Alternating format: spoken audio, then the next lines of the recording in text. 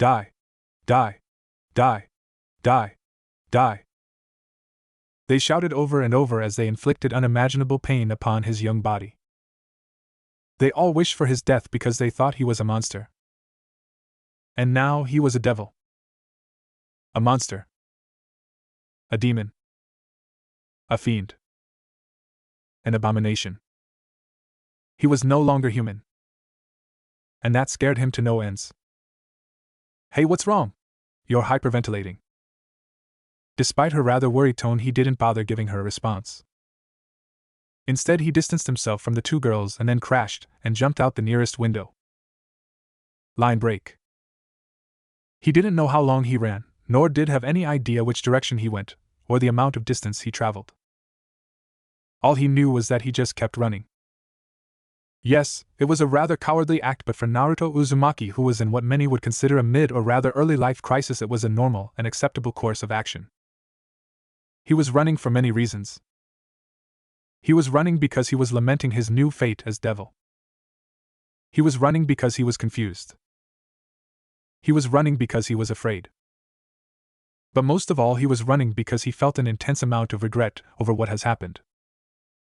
Naruto felt the very earth beneath his feet tear up, creating small trenches as he forced himself to come to an abrupt stop.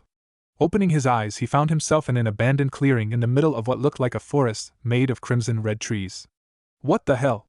He cursed out, a one-tailed crimson-red shroud forming around him as he lashed out on the very first object he could find, an unlucky tree who had the pleasure of getting a first taste of his newly acquired demonic strength. The tree shattered upon meeting his fist. He died before he could become Hokage. Naruto turned to another nearby tree and kicked it in half. He broke his promise to Sakura. The shinobi twirled around and punched another tree, uprooting the tree with the sheer force of his fist. He couldn't rescue Sasuke. In a burst of speed, he grabbed the uprooted tree and used it as a club to mow several nearby trees. He couldn't protect his bonds. The blonde tossed the tree away before extending his left hand outwards as a small sphere of pure compressed power formed around the palm of his very hand. In frustration, the boy turned to the ground and smashed the orb, causing pure and unadulterated destruction upon his wake. The wind blew rather harshly, along with the sizable shockwave which blasted all over him. There a sound of an explosion that could be heard miles away as a crater that formed upon the forest ground. A spherical crater that marked his agony. He failed. Failed to protect his precious people, and as if a cruel punishment for his failure, he was turned into a devil, a monster. The cloak of malicious power receded from his body. God damn it! Naruto yelled out to the heavens. Argrg! He shouted in pain as he failed to brace himself from the sudden influx of sharp and searing pain coursing through his whole body. A pain so intense that it forced that usually ever-vigilant shinobi down on his knees. What the hell? He coughed out as the backlash of the unknown torture kept flooding his body. Devils are not allowed to invoke the biblical Lord's name, came a voice from the high above Naruto. Cringing in pain, he looked up and found the very same crimson-haired girl who both saved and damned him flying high above him with her batish-like wings. The moment his holy name escaped from your very lips, you will be punished by his grace. Although it usually comes in the form of headaches and pain, this is the first time I've seen such a severe backlash. She dropped to the ground, wings retracting as she knelt beside him, placing her hand over the small of his back. He was coughing, heaving out loudly as his tan skin was still pale from the intense experience. Are you okay? Asked the rather worried-looking devil. Okay? Naruto forced himself up despite his body's protests. Okay? He pushed her hand away before looking at her with a hate-filled glare.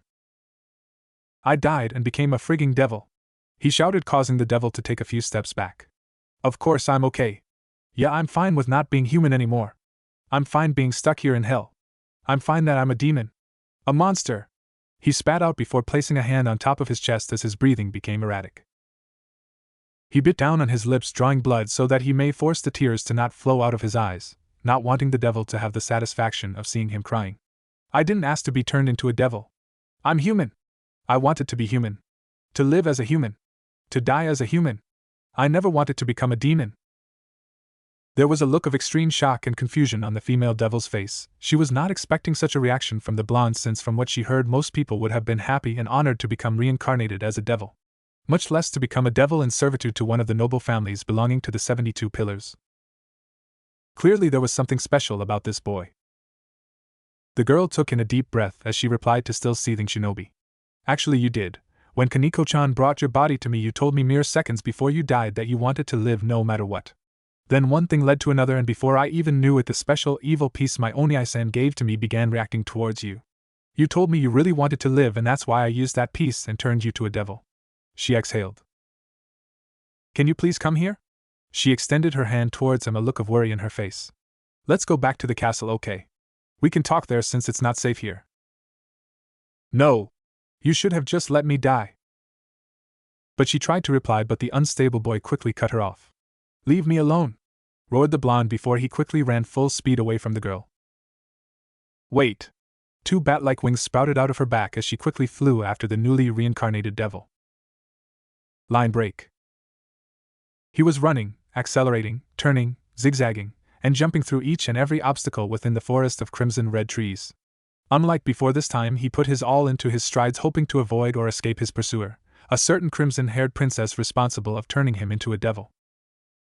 Deep down inside he knew that he was wrong. He was never the one to run away from his problems or to lash out on others. He knew he was better than that, and if her word were true that he actually begged her to live, then he had no right to condemn her for her actions. Despite wanting to think of the matter at hand, Naruto was forced to abandon his thought as he came to an abrupt stop. He wasn't tired or anything like that, but rather there was an abnormal presence in the air that drew his attention.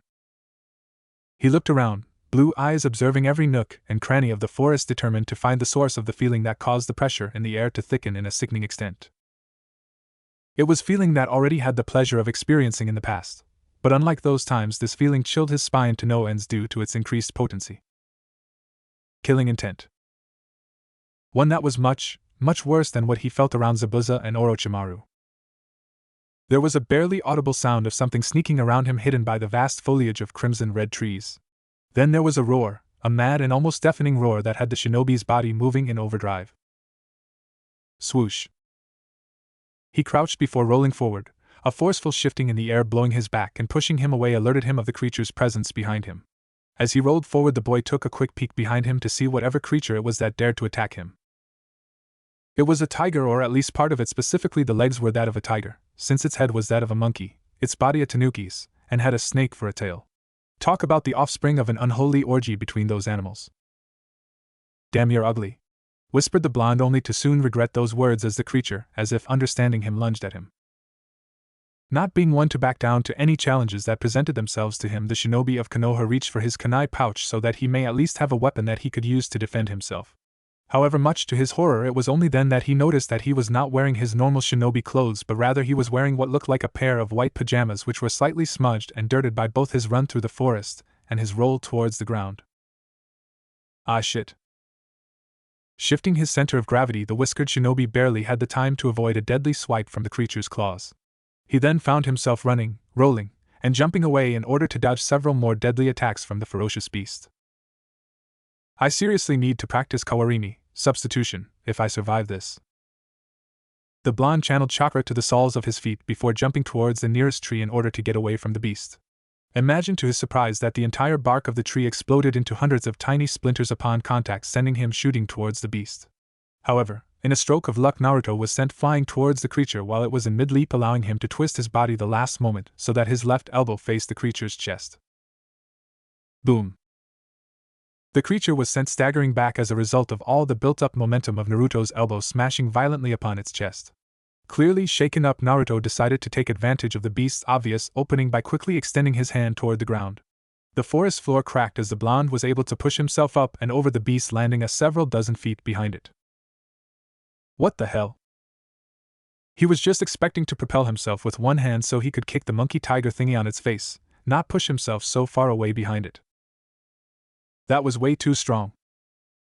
His eyes widened as he looked at the very hand he used to propel himself. He repeatedly closed and opened the palm of his hand. He definitely felt that he was stronger. Slightly bending his knees, the boy kicked off the ground, creating a sonic boom accompanied by a foot-sized crater upon the earth as he charged towards the beast. 3 seconds away, he cocked his fist back. 2 seconds away, the beast turned towards him. A second away, he threw his punch. Impact. His fist smashed against the beast's face, sending it flying almost a kilometer back. Naruto stared at his smoking fist, his jaw dropped as far as it could.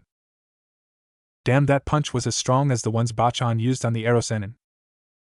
The blonde quickly pumped the fist he used to smack the creature. That was so freaking awesome to Bayo. Since when the heck was I as strong as Bachan? Wait, was this a side effect of him becoming a devil?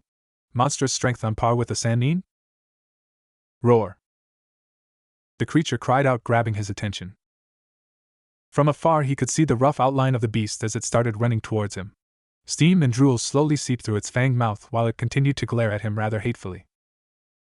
Not that he was intimidated with his newfound strength, he was confident that he could actually beat this freak of nature. Bring it on, Bayo! He yelled, keeping his eyes on the beast, which suddenly stopped its charge about halfway towards the shinobi. The beast then opened its mouth and fired a jet-black beam of pure darkness right at the blonde. Thankfully, the creature had bad aim as the beam of darkness missed the shinobi by a rather large margin. Boom!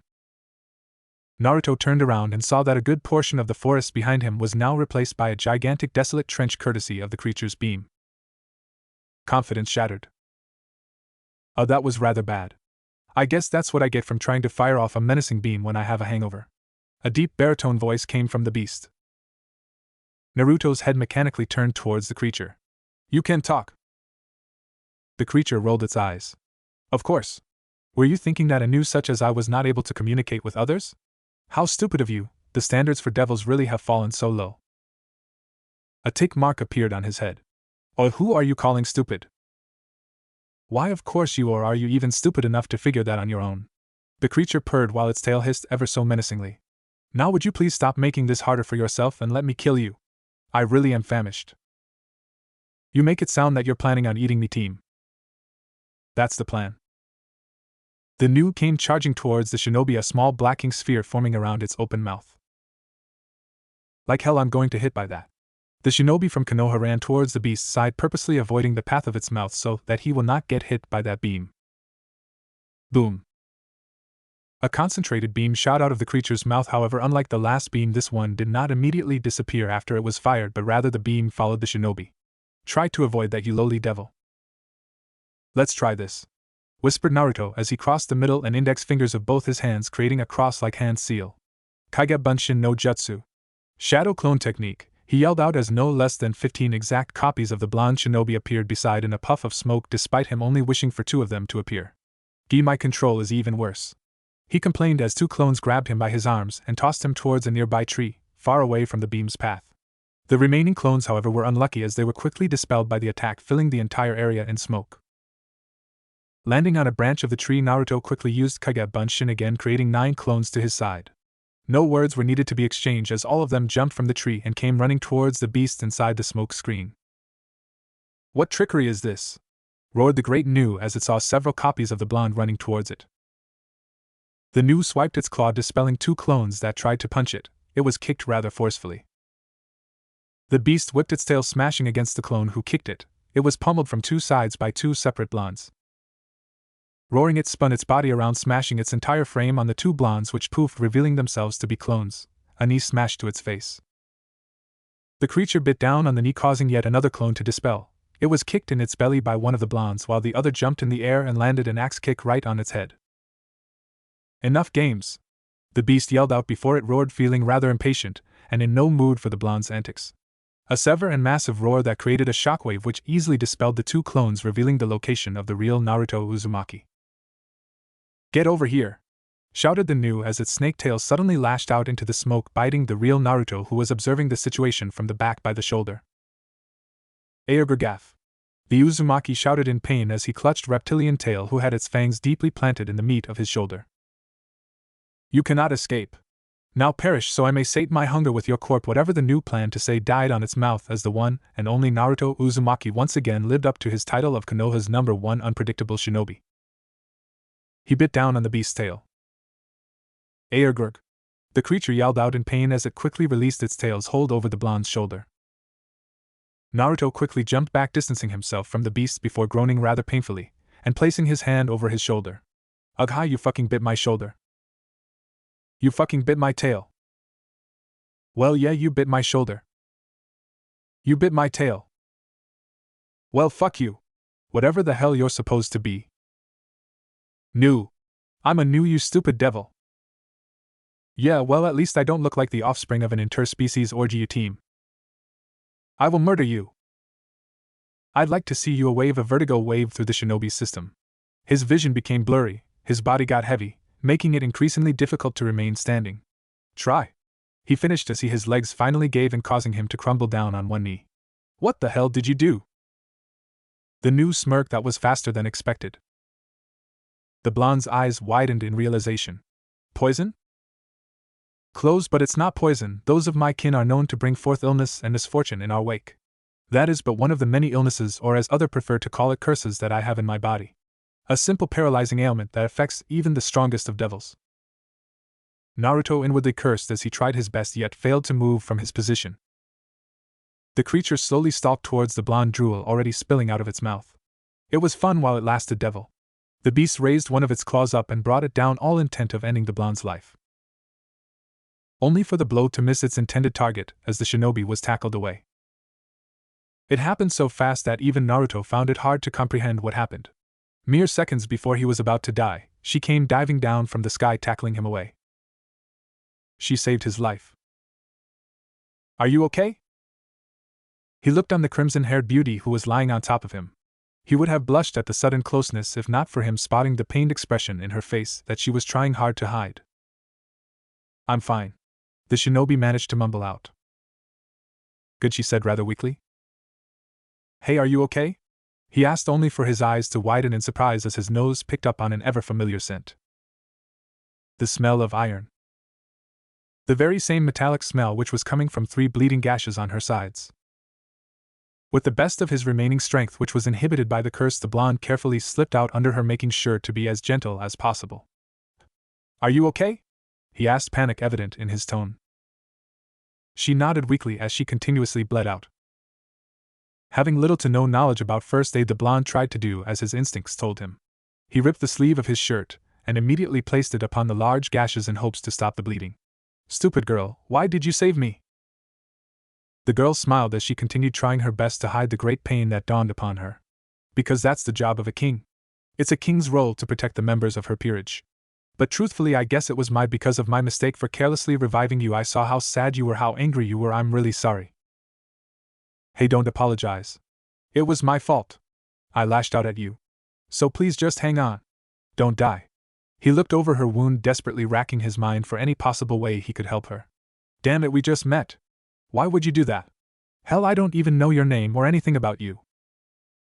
The girl chuckled weakly. My name is Rias Gremory, a pure-blooded devil from the house of Gremory. I like chess, my family, and the members of my peerage. I don't particularly dislike anything, she stutters, slightly cringing as the pain finally got to overbearing for her, causing her to lose consciousness. Rias! No! Wake up, Rias! The blonde gently shook his body while cradling her within his arms. This was the second time in his life that he cradled someone in his arms. In his mind there flashed another similar memory, a scene of another girl with a large wound upon her chest, laying within his arms as her life faded away. Wahahaha, this must be my lucky day. A pure-blooded demon from one of the 72 pillars? Today shall be a day to remember. A feast beyond what I could have even imagined. The new who Naruto has nearly forgotten roared out as it slowly walked towards Rias.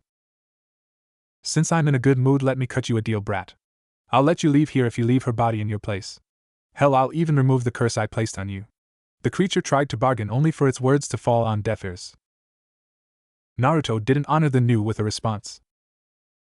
Instead, he just stood up through sheer willpower despite of the curse's effect and got in between the creature and the downfall of the girl, while his spiky hair shadowed over his cerulean blue eyes. So you're going to get in my way? Good. I wasn't planning on letting you go anyways. Bwahahaha, entertain me, you lowly devil. Give me the excitement of hunting you down before I devour you for all you're worth. The creature gloated, not noticing the sudden influx in power around the still silent blonde. Wisps of vile red rose from his body, enveloping him in a warm blood-red 3-tailed fox-like cloak of pure malice and power. The whisker-like marks on his cheeks grew darker, his canines grew longer, his 2 jet-black wings shot out from his back, extending longer and menacingly than before, giving the blonde appearance akin to that of a devil. A true devil. It was the creature's turn to have its confidence shatter into hundreds of pieces as it felt the immense power radiating from the shinobi. The color quickly drained from its face as it felt every fiber of its being yelling at it to run away and get as far away as possible from its earlier prey. What are you? It muttered out in fear as it took a step. The devilish form of the shinobi extended his left hand to his side, palm facing the heavens. What are you? It asked again, unconsciously distancing itself towards the blonde. A vermilion sphere of pure power formed within his hand. What are you? It screamed out. Your death. In a burst of speed, the blonde disappeared from the news vision. Shui Rasengan, Vermilion Rasengan. The beast didn't even have the chance to realize what was happening until the vermilion sphere was smashed against its head, pushing its monkey-like face down towards the ground. Crash. The beast's entire body soon followed its head as its entire body violently smashed against the ground. Grind. Its head was pushed further down to the ground, the sphere of power grinding into its head, causing great damage, which forced the ground underneath to give in to the attack's power, forming a crater. Boom. Smoke covered the entire area as the sphere exploded upon the Nu's head. Blackish blood and gore flew all over the small crater in the aftermath of the complete obliteration of its head. The Nu was dead, that much was obvious. With its death, the fox-like cloak surrounding the blonde soon vanished. He felt extremely tired, his muscles were sore, his vision was still woozy, all his remaining vigor was drained away after his attack. His body was screaming at him, demanding him to lay down and rest, but he knew there was no time for that.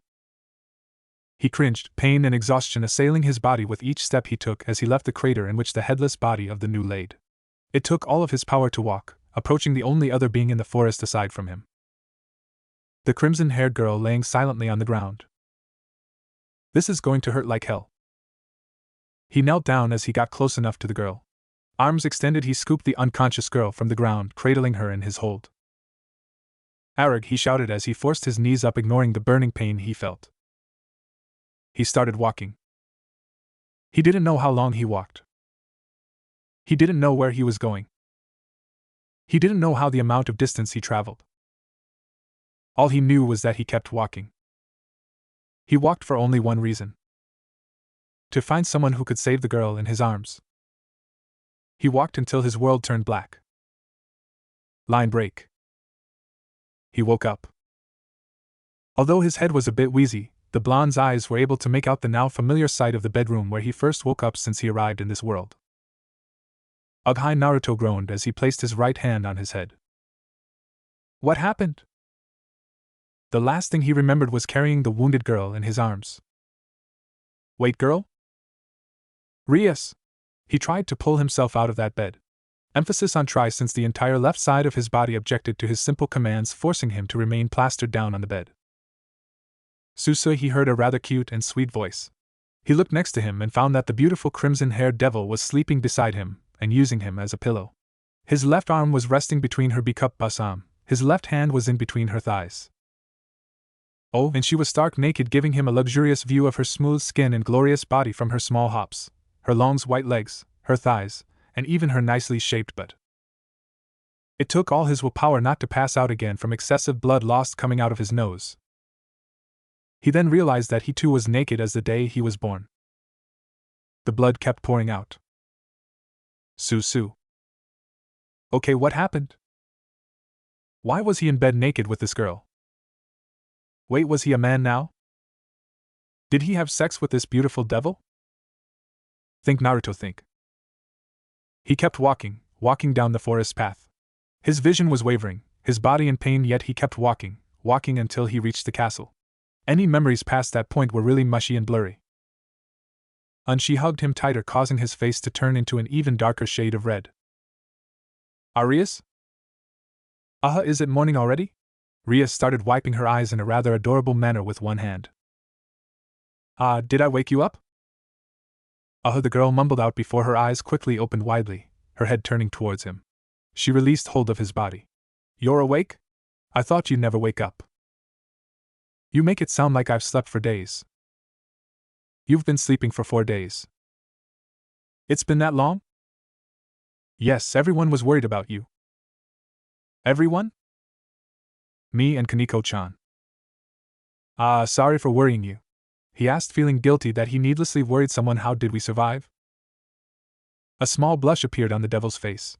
Well, Grafia told me that you managed to carry me back to the estate where she healed both of us. Graphia?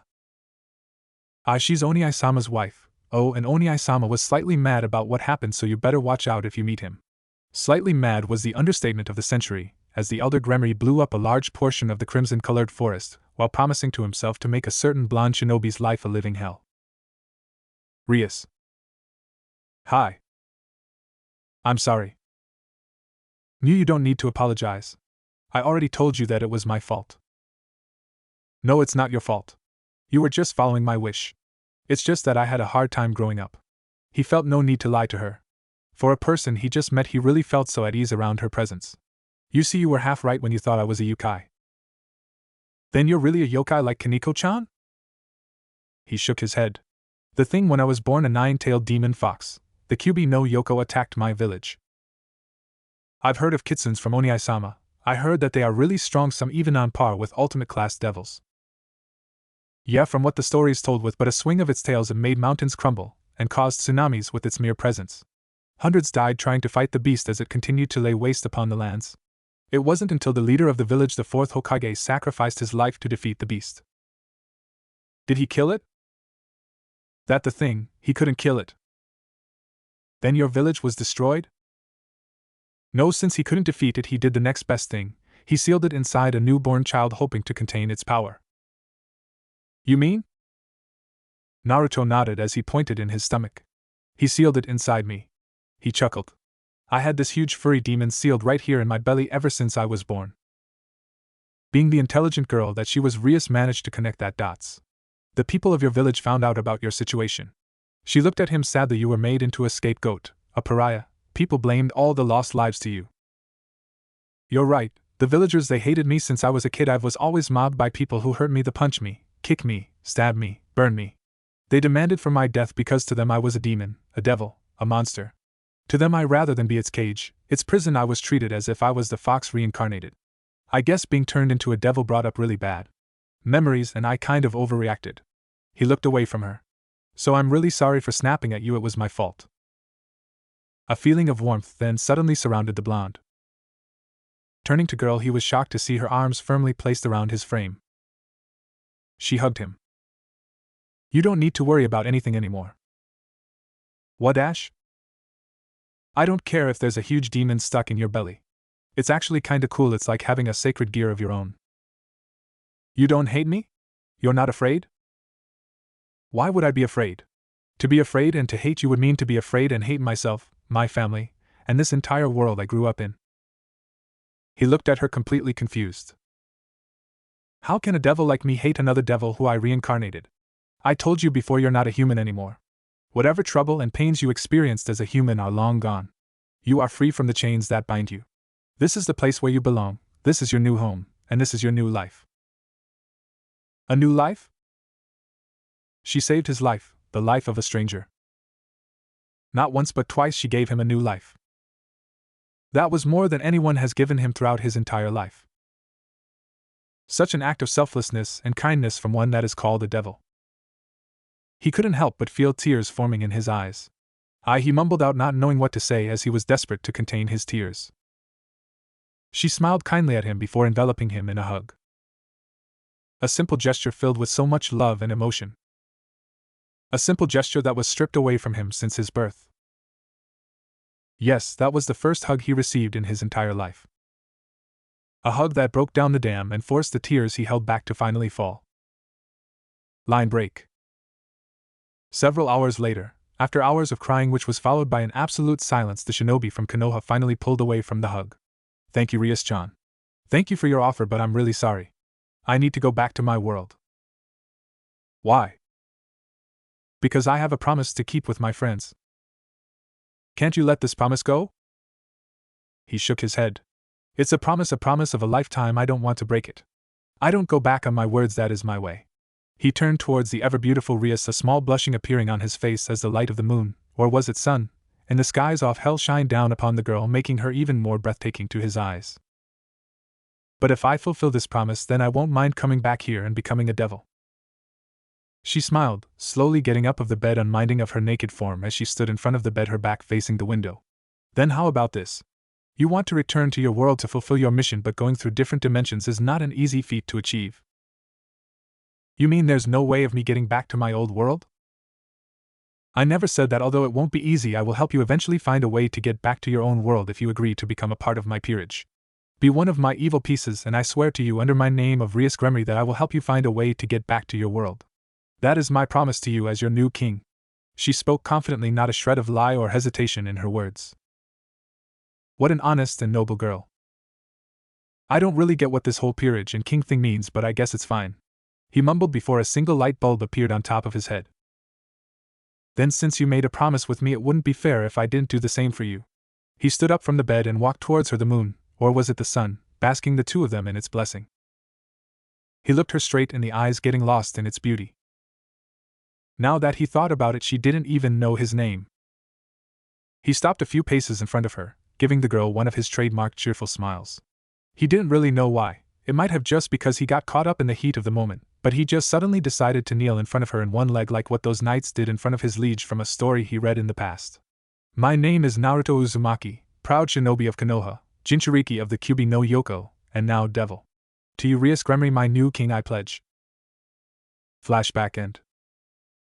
A pledge to my king. It's been around 4 years since that fateful night, or was it day? 4 gruesome years filled various hijinks, complete with researching for trying to find a way back home, along with trainings from hell handed down by Spartanist teachers, thanks to a certain Mao, which honed both his body and mind so that he may be ready for any peril awaiting him in the future. Yes, it's definitely been a long and hard 4 years for him. But it wasn't just him. As promised, for the past 4 years Rias tried her best to help him get back to his land. The princess called hundreds of favors, wasted lots of resources, and even drove herself to the point of fainting several times just so that they could find anything that could help him get back to his world. Sadly, most of the attempts ended up in failure, even the one attempt which resulted in the two of them dealing with a rather tech-savvy Satan who reasoned that there was simply way too many dimensions and alternate universes in existence to exactly find and pinpoint the shinobi's original world. The man also said that it would take years of him doing nothing but looking through the gaps in order to find Naruto's world, which was something that the Mao wished not to do as his technological genius is needed elsewhere at the time. However, all of that was about to change this very day, because today was a day where he had a chance to take a test that may promote him to a middle-class devil. After almost a year of bugging both Rias and her older brother Surzekas, he was finally given the opportunity to participate in this test. He finally had a chance to get promoted and become an even bigger badass than he already was.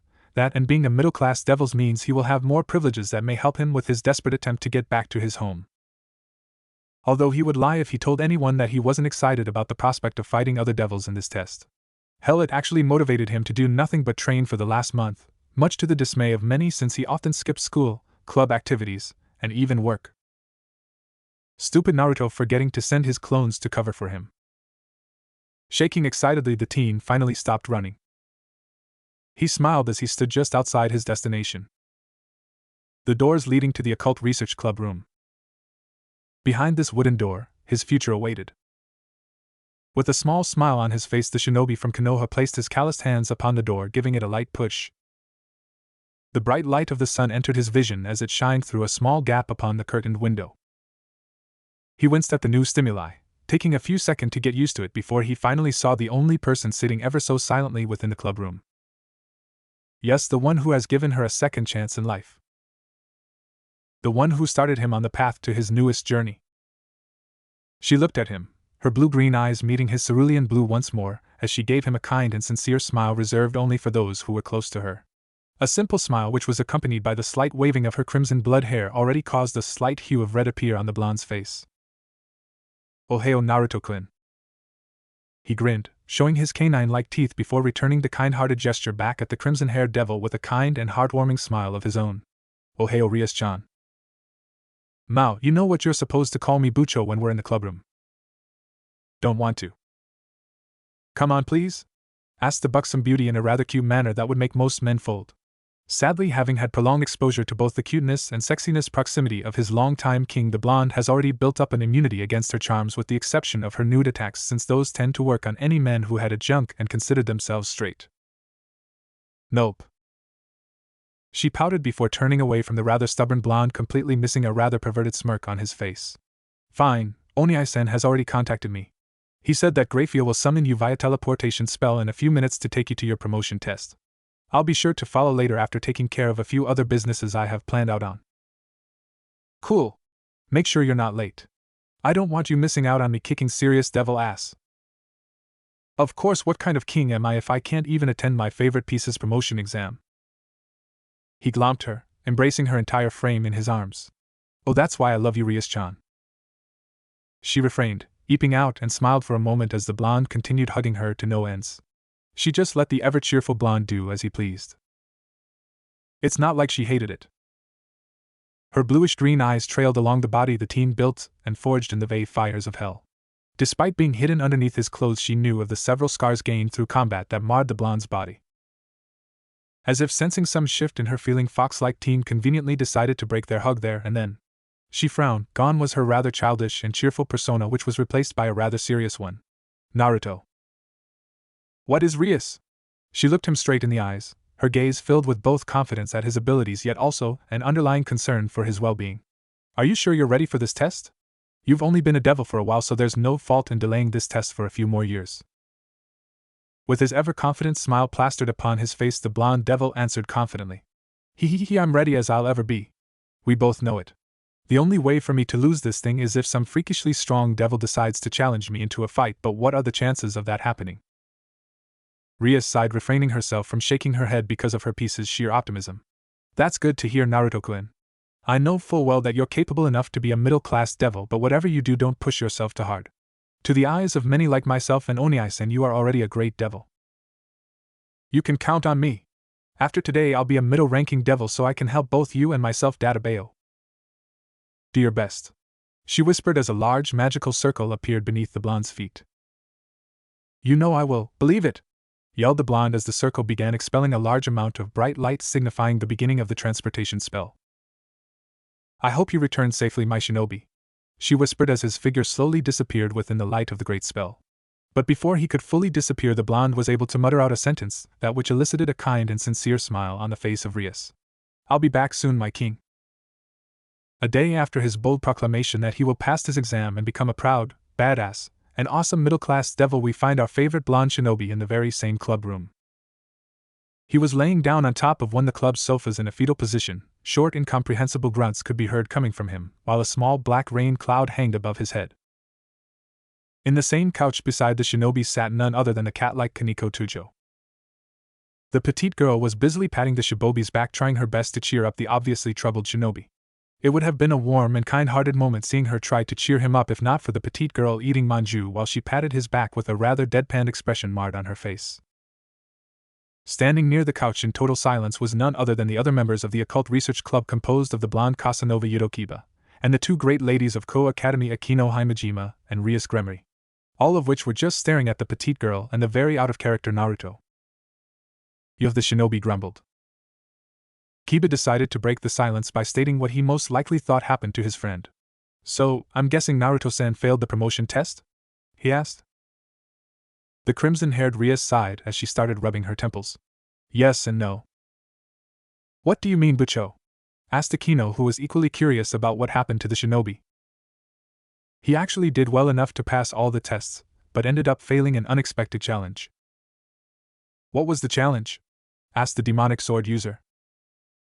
My cousin Sarorg Bale challenged Naruto-kun in a fight, Rias stated as she observed a look of shock quickly make its way towards her knight and queen's faces. Kiba's eyes were wide as dinner plates. The strongest youth? Rias nodded. The battle itself was one to be remembered for ages, and Naruto-kun actually held his ground, but eventually Sarorg-san managed to defeat him in battle.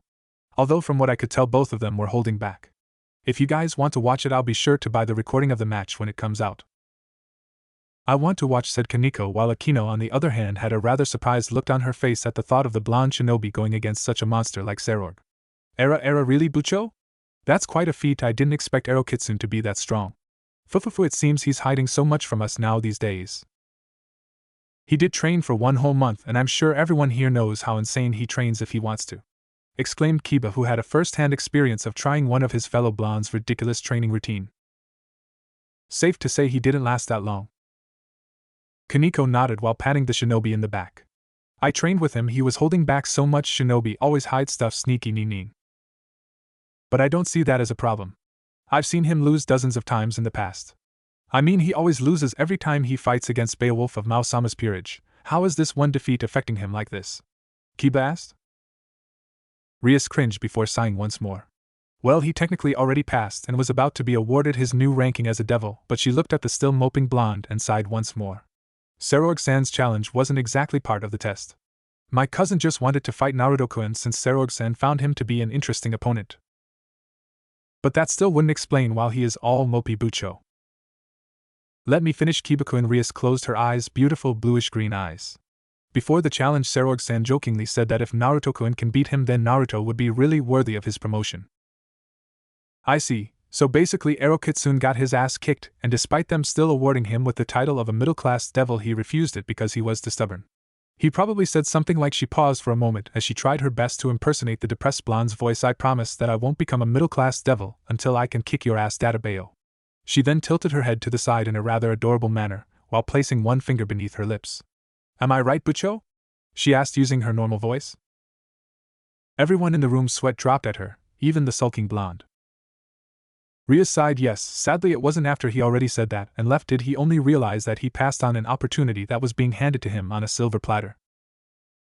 Baka Kaniko's deadpan exclamation echoed in the silent room.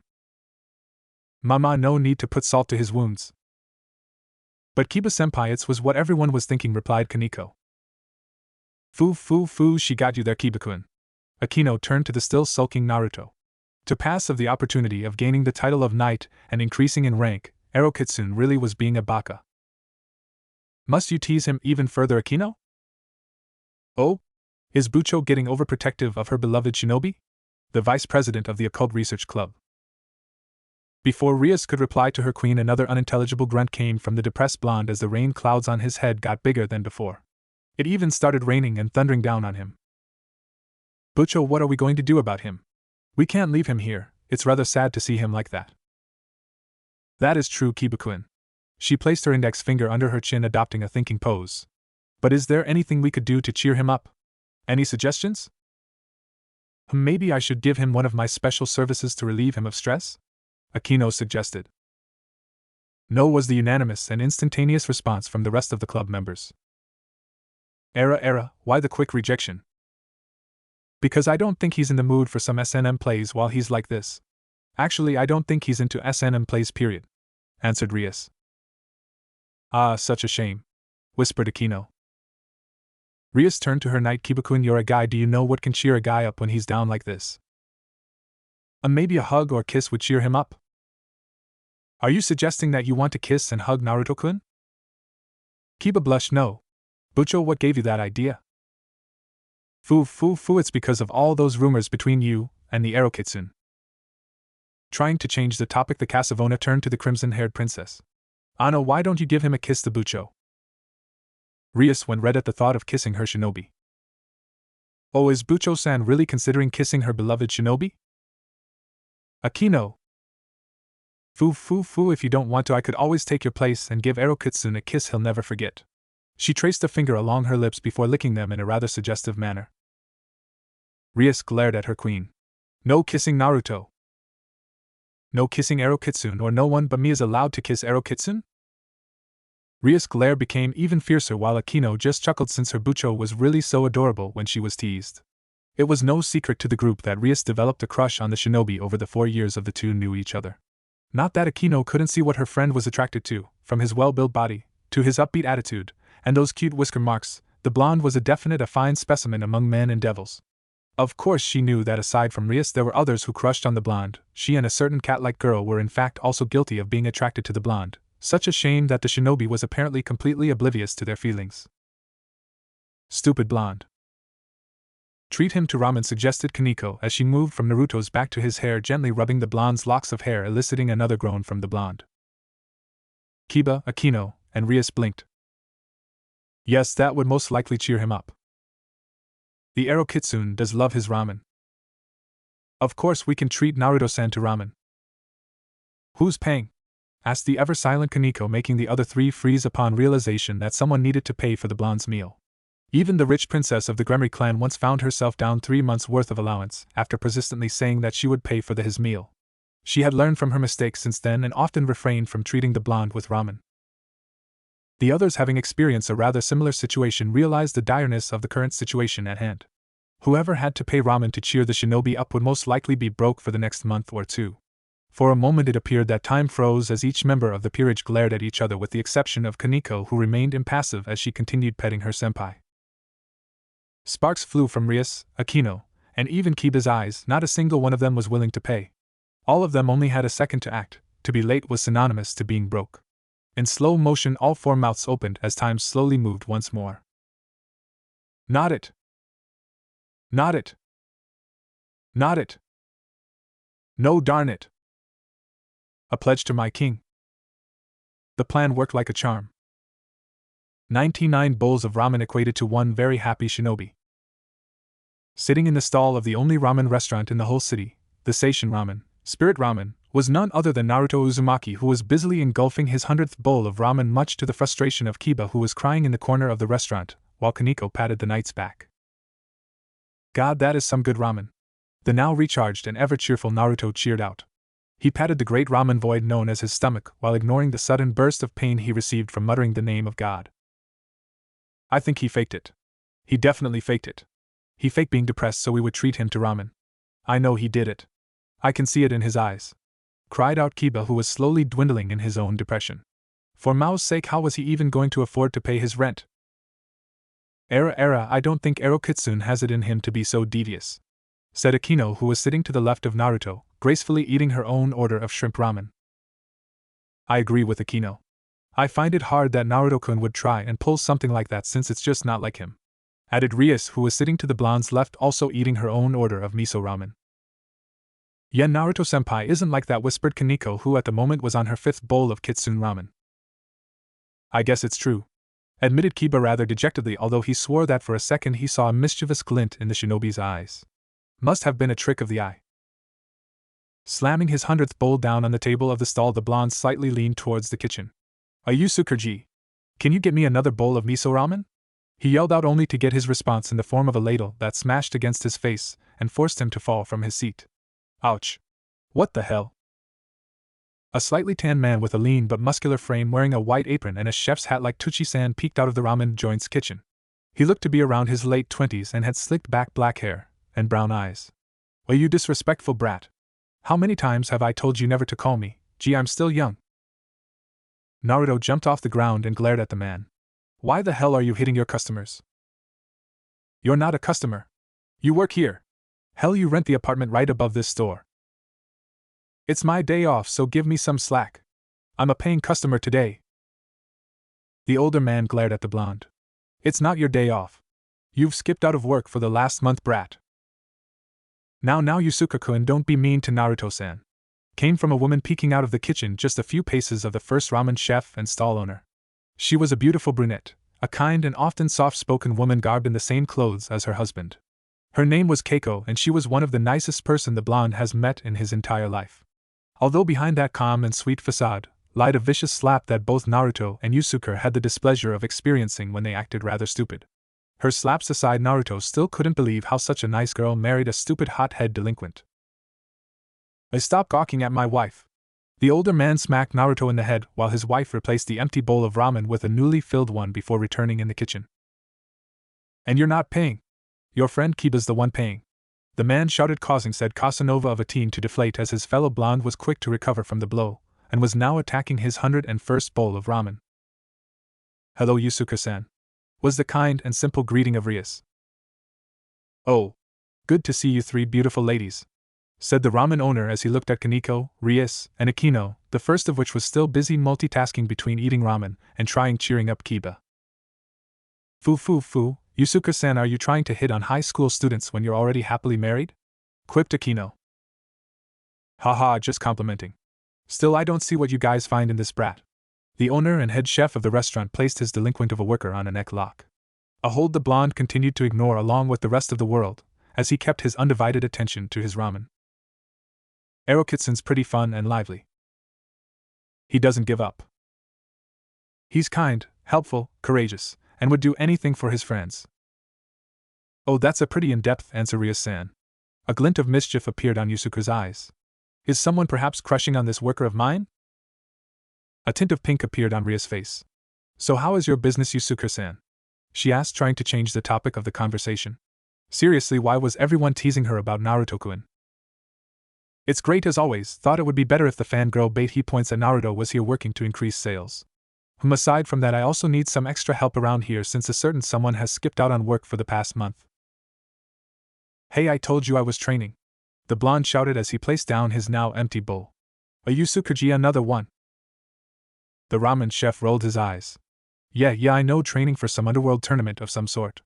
Been there, done that, so did you win? He lost, exclaimed Kaneko, who ordered another bowl of ramen as well.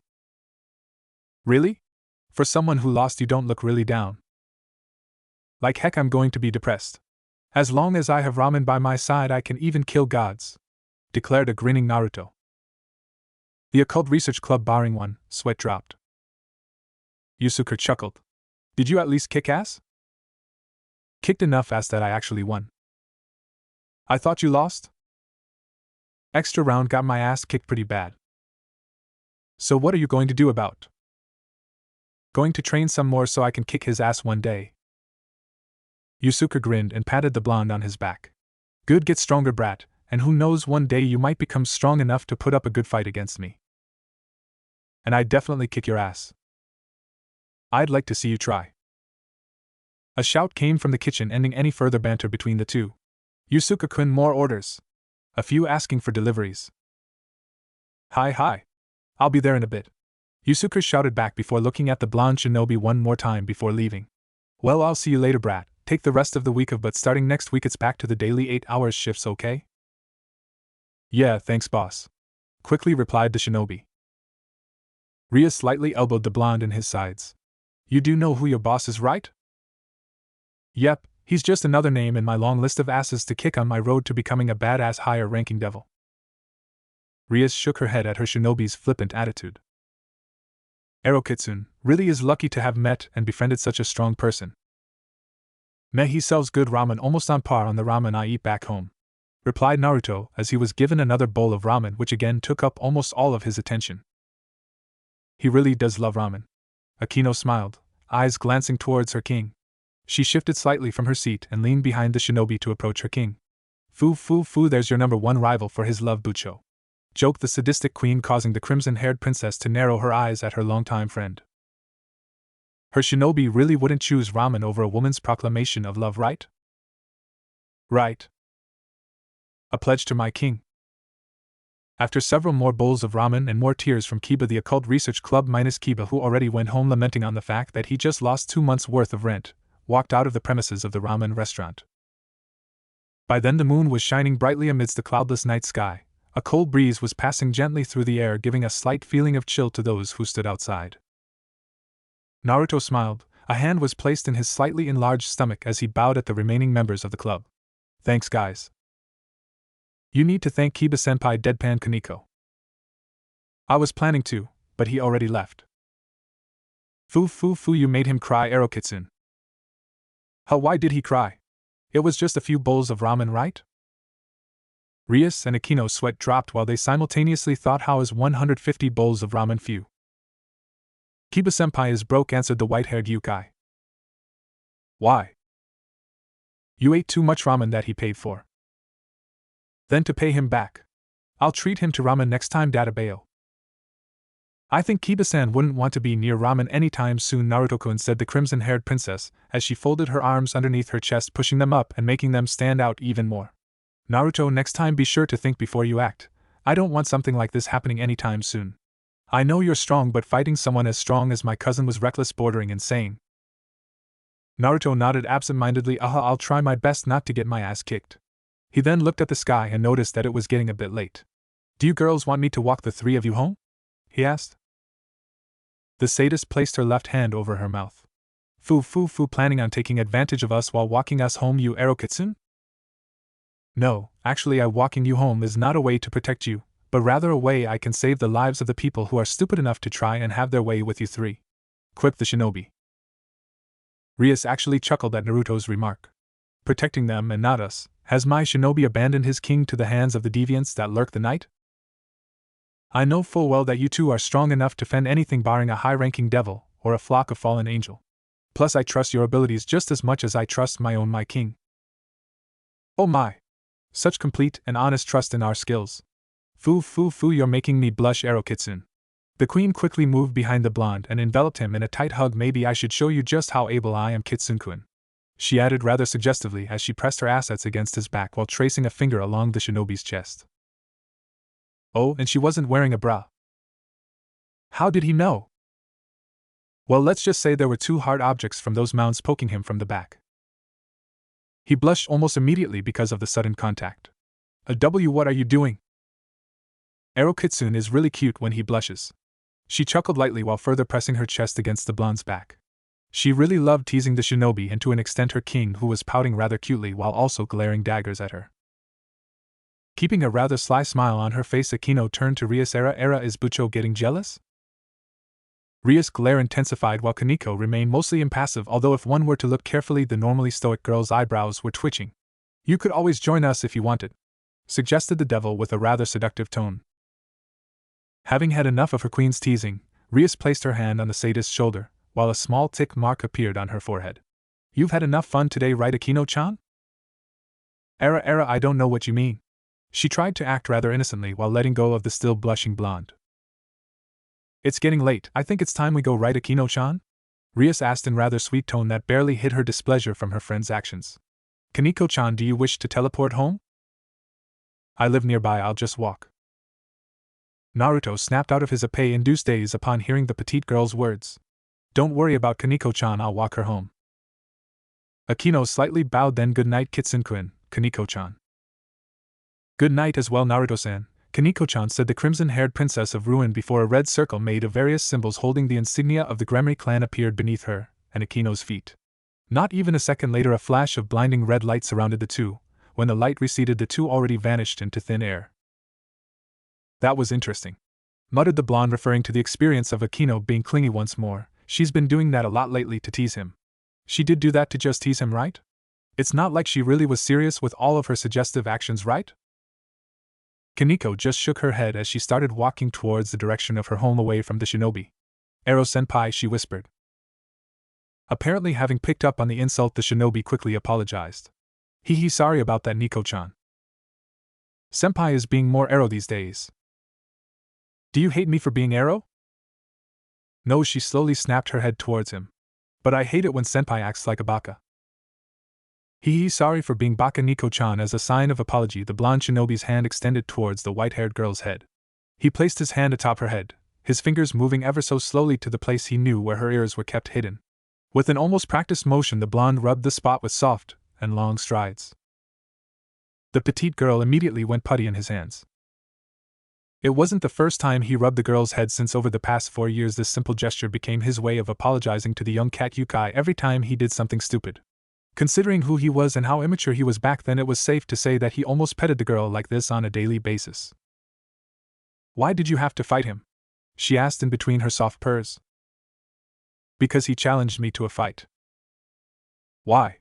She asked once more, asking for a deeper meaning for his actions. Do you really want to know? She nodded. He sighed before pulling his hands away from her head, much to the girl's frustration. It was because he reminded me of 2 people in my life. One was an old friend of mine who I actually admire and wanted to fight before I got stuck in this world. She nodded. And the other? He reminded me of myself. How? She asked curiously. Secret, he answered rather playfully. The cat-like girl puffed her cheeks. I'll tell you another time, Kaneko-chan.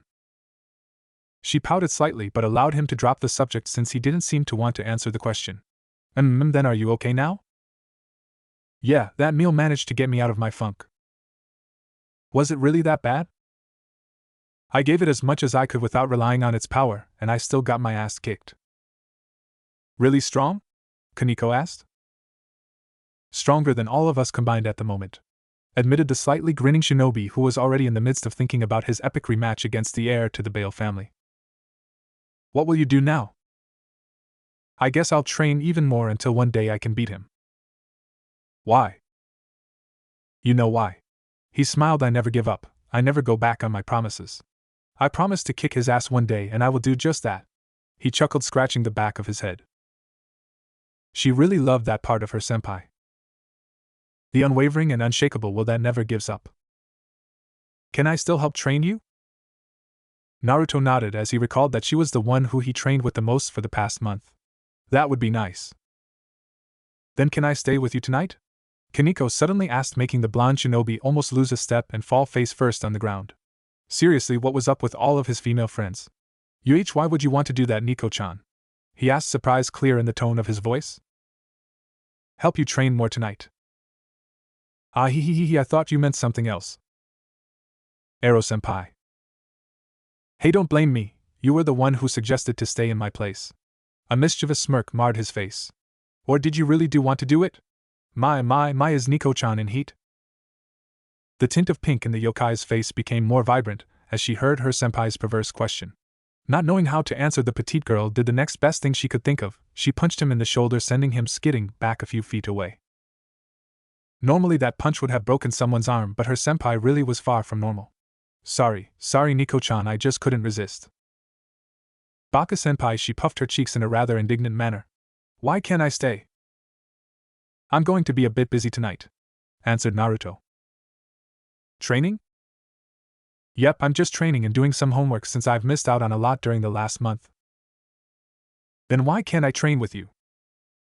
Not physical, more on spiritual, like meditating. Using chakra? You know it. You use chakra weirdly? Naruto chuckled. It's not my fault that no one here thought of using chakra to fire out super awesome wind and lightning jutsus. Still weird, Kaneko replied in her usual deadpan way. Well, sorry for being weird then. Are you training in senjutsu? The girl asked out of nowhere. No, Naruto shook his head. I know you taught me the concept of senjutsu, but I'd rather not try to use it now. Not when the very person who was trying to teach it to me has trouble using it. Promise? Her hazel eyes gazed upon her senpai, the moonlight bathing his figure in all its glory. His blue eyes were shining amidst the darkness of the night, making those beautiful and alluring blue orbs stand out. The Nikomata, she felt a slight tug in her heart. For some reason her senpai felt more breathtaking than usual. Yes, you can count on me, answered the ever-smiling blonde shinobi. I promise you that I won't attempt to use senjutsu until you're comfortable with it, okay? His hands reached for her head as he gently ruffled her hair, once more eliciting another soft purr from the petite Nikomata. Her hazel eyes gazed upon her senpai, the moonlight bathing his figure in all its glory. His blue eyes were shining amidst the darkness of the night, making those beautiful and alluring blue orbs stand out. The Nikomata, she felt a slight tug in her heart. For some reason her senpai felt more breathtaking than usual. Thank you, she whispered as she broke from his hand before increasing her pace, desperate to get ahead of the blonde so that he may not see the growing blush on her face. No problem, anything for you, Nico-chan, replied Naruto as he tucked his hands inside the pockets of his pants while he slowly walked a few steps behind the speeding Nico. Before the two even noticed it, they were already on top an overpass only minutes away from the petite yokai's apartment. After passing the halfway point of the overpass, the young Nikomata stopped walking before turning towards her senpai, who was still walking behind her. I can walk from here. Are you sure? We're only a few minutes away from your house and I don't mind walking you full way. She shook her head. I don't want to get in the way of your training, senpai. The petite girl took a few steps towards him, extending her arms to envelop his bigger frame in a small hug. A hug that he kindly returned. Good night, Naruto-senpai, she whispered, releasing her hold upon the blonde before turning around and resuming her walk towards her home. Good night to you, Toshiro-chan, replied Naruto, a small smile tugging the side of his lips as he watched her retreating figure disappear towards the other side of the overpass, vanishing into the darkness of the beautiful night. With the small smile still plastered upon his face, the blonde turned around and made his way back his home. A pledge to my king. Opening the door to his room, the teen was welcomed to the ever-familiar sight of the place he has the pleasure of renting out for the past few years. It was a simple, decently sized room with various magical symbols scribbled around its wall. The room had a small kitchen, a closet with all his clothes, a bathroom that doubled as the laundry room. There was also a desk for studying which stood on the far corner of the room. Beside it was a bookshelf filled with various books, manga, and the blonde's secret stash, which was carefully hidden inside the books. Opposite to the desk was none other than a comfortable bed that stood beside a window and was located to the far left of a large flat-screen TV connected to a gaming console that he brought from the underworld, which was basically the bastardized child of the three major gaming system of the human world. Yeah, a really simple room. Closing the door on his way in, the blonde quickly made his way to his pseudo-bedroom and living and sat down on the ground crossing his legs. Okay, time to train again, he whispered before creating a single clone. Yo, what is it, boss? I'm going to my mindscape for a while. So what do you want me to do? Do my homework, he commanded. The fuck? Do it yourself, the clone complained. Ignoring his clone, the teen took several breaths, the next breath shallower than the first ones until he was breathing a bare minimum to support his life. The teen then closed his cerulean blue eyes, welcoming the ever-familiar embrace of the great darkness to descend into the deepest regions of his mind. Line break. Beautiful and empowering crimson red. That was the first color his eyes perceived as they slowly opened and revealed unto him the representation of his mind taking the shape of the ever-vibrant crimson forest of the underworld. He had no idea how his mindscape changed from that of an old sewer to such a wonderful forest, but then again he wasn't one to complain.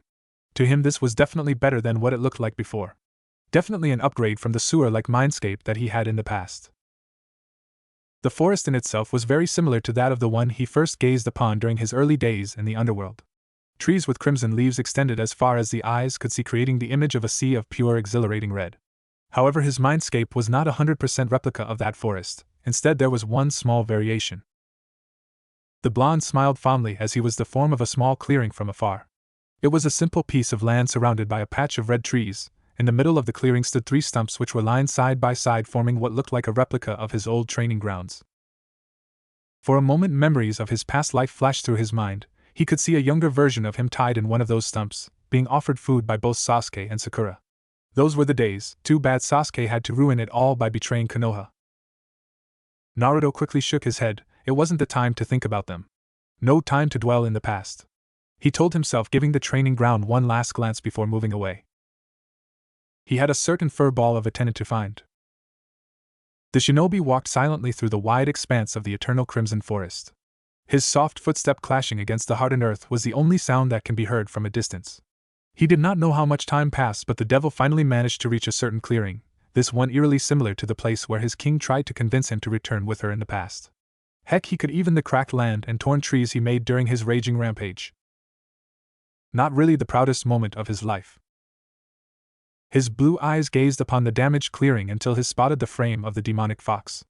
Wow, you look like crap, exclaimed Naruto as he walked towards the great Kyubi no Yoko, who still looked the same as ever. It had its trademark orange fur accompanied by 9 tails swishing about, and it still had the same red eyes. Yes, still the same as ever. Well, the same, aside from the fact that the great Kyubi was now just the size of a small common house dog. A really small house dog who at that moment looked snappish as it continued to glare at him with its bloodshot eyes. Screw you, brat. Sorry, I don't swing that in whatever way a chakra beast/demon/devil/fox like you swings. Just tell me why you're here, then get out. I need some sleep. How that's strange, don't you always sleep in here? It's been real noisy recently. Now GKI, tell me why you're here before I destroy you with my power. You know you were much more threatening when you were huge. The fox scowled before growling.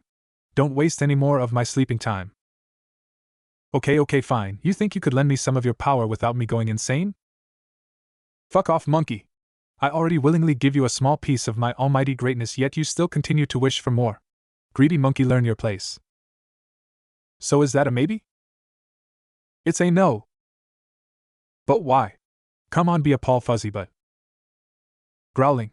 Why? Because ever since you turned into a devil, or whatever the hell you are right now, my powers became fucked up beyond recognition. Grr. Piss me off any further, and I'll really screw with the pheromones you release. I'll make ITS so you actually release double the amount your body is producing. You can actually do that? Asked Naruto, who was rather shocked by this new information. If his tenant were to do as it threatened, then the consequence would be catastrophic. He might be forced to live a life away from civilization just so he could avoid getting mobbed and killed by the girls who chase after him. I don't know. But I'm about to try, yelled the still cranky Kyubi. Naruto took a step away from the creature while showing a rare expression of fear upon his face. You wouldn't, Naruto said in shock as he glared the small puppy-sized Kyubi. If you keep pissing me off any further, then I wouldn't mess with Naruto's body, isn't that right, Kyubi-san? Cut in a new voice coming from the forest opposite of Naruto and the Kyubi. Yuji Chichichi again grumbled the QB as it glared at the presence of the two newcomers. The first was boy who looked a few years younger than the other blonde. The boy was clad in a white jacket with matching pants. This boy bore a striking resemblance to its prison as seen through the boy's blue eyes and blonde spiky hair. The second newcomer was a girl with knee-length red hair and violet eyes. She was wearing a short-sleeved tan kimono-like blouse.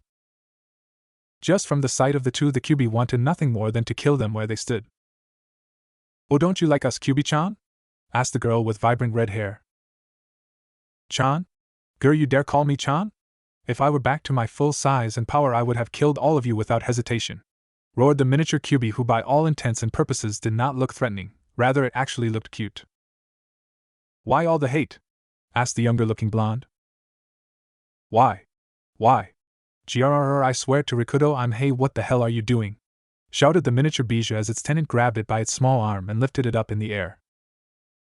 "Well, since you don't really want to help me and you're kinda cranky, then you can stay here and sleep while I talk with my friends over there," said the blonde shinobi, while shouts, profanities, and death threats that would have made sailors blush rapidly fired off the nine-tailed kitsune's mouth. Taking out a sturdy rope, where it came from even Naruto didn't know, he made a small leash and tied it around the Bijou's neck before tying said creature up on a nearby tree. "You insignificant whelp! How dare you! How dare you bind me like this? You shall pay for this! I'll kill you! I swear to Rikudo that I will murder you when I regain my full power." Yeah, kill you, murder you, burn your village to the ground. You can threaten me all you want, but you can't hurt me when you're tied up like that, Databeo. Ignoring the growls and several other shouts of hate coming from his tenant, the blonde turned towards the other two presences in his mindscape. "Evening, Minato-san and Kushina-chan, how are you two? Did you guys finally get your memories back, or is it still messy up your heads?" he asked with a goofy grin. Ha, it's getting there. I remember a few more jutsus, but aside from that my memories are still fuzzy," replied Minato while scratching the back of his head. "Yeah, same for me. But I did remember one extremely badass right-on jutsu, Databane," cheerfully shouted Kushina. "Oh? Really? Can I see? Naruto asked, almost really didn't know who the two others were, and they didn't really know who they were since they apparently had some form of amnesia, but the two were supposedly souls that were sealed inside him along with the QB. So far the only thing he got from them were their names, Kushina and Minato. He had no idea why they were stuck inside him in the first place, but he wasn't one to complain since the two of them were pretty nice and cool to hang around with. Heck, they even helped him learn a few jutsus that they still remembered. Freaking deadly futon jutsu from Minato and kick-ass right-on jutsu from Kushina has made his life as a devil and shinobi way better than it was before. "Just watch," the redhead boldly proclaimed as she started going through several hand seals. She finished with a ram seal which caused sparks of bluish-white lightning to surround the girl in the form of a dazzling sparking cloak with 9 shocking tails. Not even a second later, the redhead extended her hands towards a nearby tree while still holding the ram seal, which generated the form of a large roaring fox of pure lightning that soared through the air and crashed against the forestry, destroying and burning several trees before eventually fading out of existence. Naruto's jaw dropped almost immediately while Minato let out an impressed whistle. "Wahahaha, it's awesome, right?" The redhead laughed triumphantly while placing her hands on her waist. "Wow, that was badass. What's it called?" asked Naruto, who was in awe at the jutsu's destructive capabilities. It was definitely a move that he wanted to learn. She grinned proudly before pumping one of her fists up in the air. "I don't know." The two men face planted. "I just remember how to do it, but I don't know what it's called." From the ground, Naruto looked up towards the smiling Kushina. "Can you teach it to me?" he asked. The red-headed girl puffed her chest out. "Of course not. I teach it to you because I don't know how it works. My body just remembered how to do it. Heck, I don't even remember the basic concept of the technique, I just did it unconsciously, Databane." "Then why are you acting so proudly?" the two still face-planted blondes thought.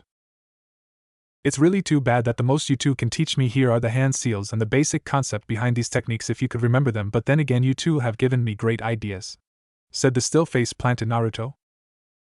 "No problem, I'm glad that we could help," muttered Minato. Kushina crossed her arms around her still developing bosom. "It's the least we could do so we don't have to pay rent."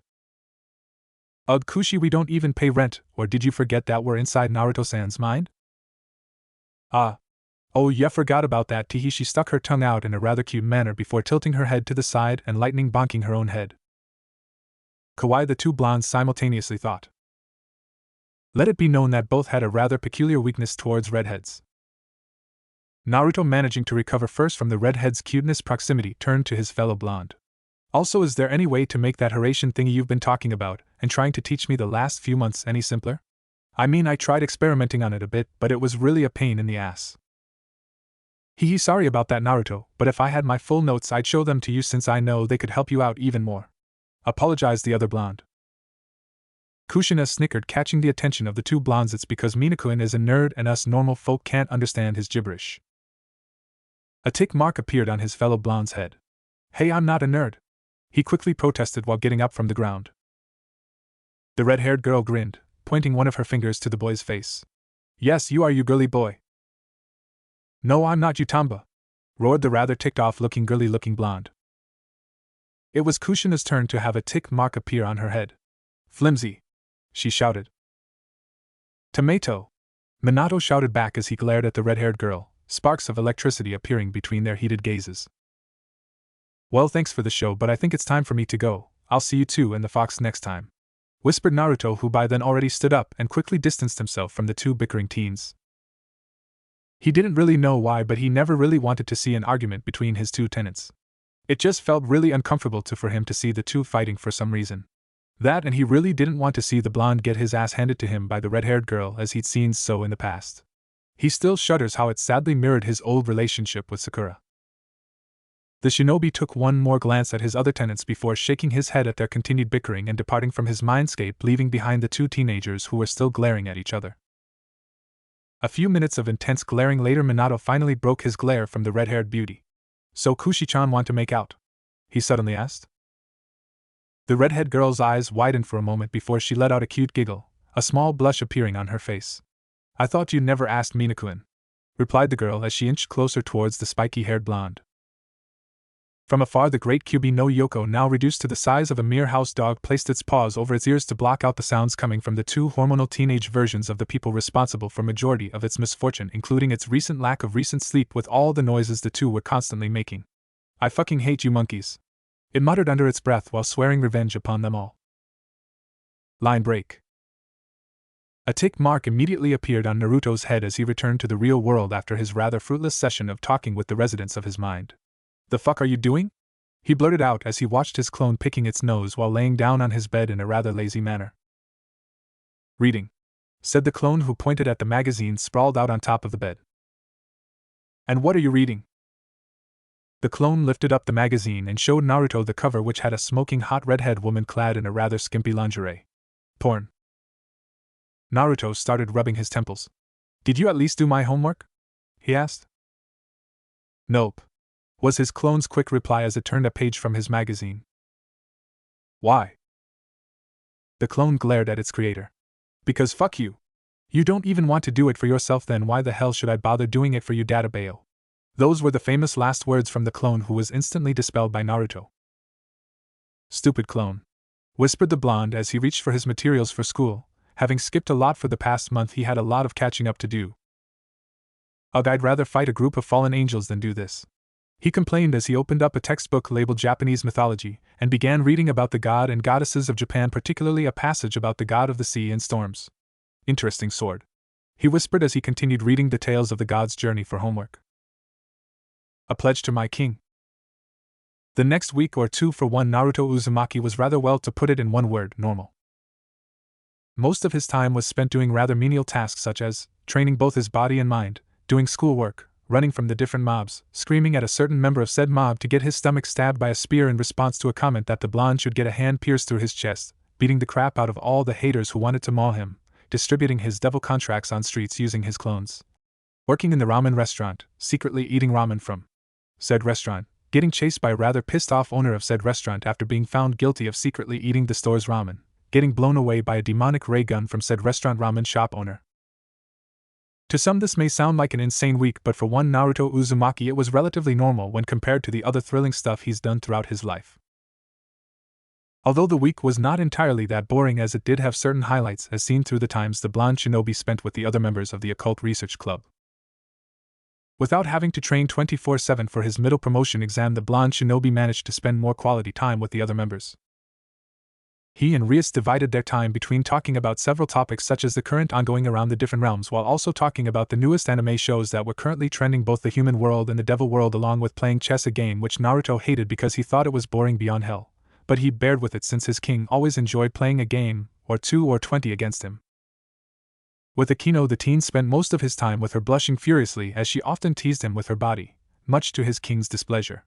But aside from that, the two of them spent some time training in magic, or as Naruto vehemently called it, jutsus, since the two of them had a similarity in elements, as they both could use and control lightning. He still had the marks from some of her accidental lightning bolts that sometimes hit too close for comfort. In the case of Kiba, the shinobi spent his time actually working with his fellow blonde in his workplace. The swordsman was hired as a temporary part-time worker for the restaurant until more help could be hired. He tried asking Kiba what his fellow blonde needed the money for, to which Kiba replied with a sad and almost hopeless tone, saying it was for the rent. When he asked why he needed it for the rent, he could have sworn that for a moment the usually kind, gentle, and cheerful swordman wanted to choke him to death. What a funny guy. As promised, he and Kaneko trained and honed their bodies for countless hours through relatively insane means. To up his training, Naruto tried multiplying all the heaviness of all the weights strapped around his body tenfold, which definitely was not his brightest idea, as the petite cat-like girl chuckled at seeing him sprawled on the ground like a bug. Well, at least she was pretty cute when she laughed. That made the experience way better for him than it should have been. In hindsight, Naruto should have been more appreciative and joyful of these days. But alas, there was no way for him to know that these days were quickly dwindling away. In the future, he will beg even the gods for days like these. The soon-to-be seldom-seen normal days. A pledge to my king. This night marked the beginning of the end. It was already the middle of the night, the streets relatively empty as the people of the earth enjoyed the warmth given to them by the solace and safety of their homes. After a generally uneventful day spent by lounging around the Occult Research Club Room 1, Naruto Uzumaki could be found happily walking down the empty streets with a small plastic bag in hand. By the large smile on the blonde's face, it could be assumed that the contents of said bag must be precious, as every now and then the blonde took a peek in its contents and giggled ever so lightly. Now, if most people were to see this, they would assume that the contents of the bag was of the perverted nature that a certain brown-haired boy or a certain perverted sage from another would most certainly enjoy, but that was far from the truth. "I've finally gotten it," he whispered happily as peeked in the bag. "It took me a while because of all the stuff that happened, really, but I finally got it." Placing one hand inside the bag, the teen quickly pulled out its contents, a Blu-ray box set that showed the picture of a crimson-red mechanical robot with what looked like a pair of glasses strapped upon its chest. It was a limited edition Blu-ray box set of the one anime show that everyone in his school was talking about. Now, he was by no means an otaku, but it became a sort of hobby for him to watch and collect CDs of this things called anime. Truth be told, if there was anyone to blame for his current hobby, it was his king, who, despite denying that she was otaku, introduced him to this foreign mode of media. At first, he didn't really like the idea of just sitting around and watching make-believe characters fight and talk about random stuff, as he preferred to exercise and train his body. But after watching a couple of series involving this gigantic beings known as mechas, robots, nightmares, Gundams, and Evangelions, he became a fan of anime. Just the thought of those things that were bigger and more badass than any summon he could think of just brought shivers down his spine. It even made him consider the thought of saving up enough money so he can build his own robot in the future. Sadly, his plan was quickly shot down by Rias, who told him it was a waste of money. He tried arguing with her, but when she equated the amount of money he'll need to build a robot and the number of ramen he could eat with said amount of money, the shinobi quickly abandoned the idea. Naruto grinned happily as he looked at his collectible box set. "I'm going to enjoy watching this." He chuckled as a cool breeze of the evening sky went over him. What did those otaku keep signing? He cupped his chin in a rather puzzled manner before a small light bulb appeared on top of his head. Row, fight the pow." He forcefully cut himself off whatever he was planning to say, eyes quickly narrowing. The teen immediately tensed, his body readying itself to react towards the eerie atmosphere. Yes, there was a strange feeling in the air, a mixture of both purity and impurity. It was actually a familiar feeling to the blonde, as he felt the same aura on two individuals that he had the pleasure of meeting. One was none other than his king's queen Akino, who gave out the same feeling although in a lesser extent, and the other came in the form of a perverted patron that often ordered ramen in his workplace. That man practically radiated off this feeling by waves that he was sure he would have drowned in its presence. The slight spiking of killing intent confirmed his suspicions, alerting him to the hostile presence in the area. The teen calmly placed his collectible box set in the plastic bag, then into the safety of his school's blazer. Whoosh! The sound of something passing through the air caught the shinobi's attention. It was a spear, a spear made of yellow light sailing through the air as it approached him in breakneck speeds. Fallen angel, the teen whispered as he quickly somersaulted backwards to avoid getting impaled by holy spear made of pure light that crashed against the very spot he stood in mere moments ago. As he flipped backwards, a single kunai quickly dropped down from right sleeve of the shinobi's blazer. Halting his somersaults, the teen took hold of the blade and held it defensively in front of his body while glaring at his attacker. A buxom woman with long navy blue hair flying up in the air with her crow-like wings. She was wearing what looked like a violet skirt matched by trenchcoat-like top with a wide collar giving a view of her rather voluptuous and cleavage. "Well, what the hell is a fallen angel like you doing here?" Naruto asked, only for his response to come in the form of a yellow spear of light forming in the fallen angel's hands. She then threw the spear at him. "Devil hunting," said the fallen angel with a rather arrogant tone as she smirked while watching her spear hit its target, piercing the blonde devil right through his chest. Smash! Only to find an impaled log in the place of the devil. "What the?" she muttered out in shock as she looked closely and confirmed that she indeed attacked a log instead of the shinobi. "Hey!" The fallen angel's head snapped towards the direction of the voice and found that the devil she was trying to kill was standing a few steps away from the now broken log. "I just asked what a fallen angel like you is." Naruto was cut off when another spear of light was thrown at him courtesy of the fallen angel. Much to her shock, the buxom fallen angel found that she once more hit a log instead of her target. "You know, I think we may have gone off in the wrong foot," stated Naruto as he appeared out of the shadows of the night and began walking towards the still flying fallen angel. "So mind telling me your name, and why you're attacking me?" the shinobi asked while making sure not to let his guard down. "My name is Kalawiner," the fallen angel introduced as she kept flying around the blonde, "and I was merely taking a stroll because of boredom. You devil were just unlucky to meet my path tonight." A yellow spear of holiness appeared in her right hand. "Now stop moving so I can impale you with my lance." She threw the spear once more. This time the blonde shinobi did not even bother replacing himself with a log as he easily moved his body away from the spear's trajectory. "But that will hurt." "That's the plan, stray devil," the woman shouted as she created another spear and attempted to dive bomb the blonde.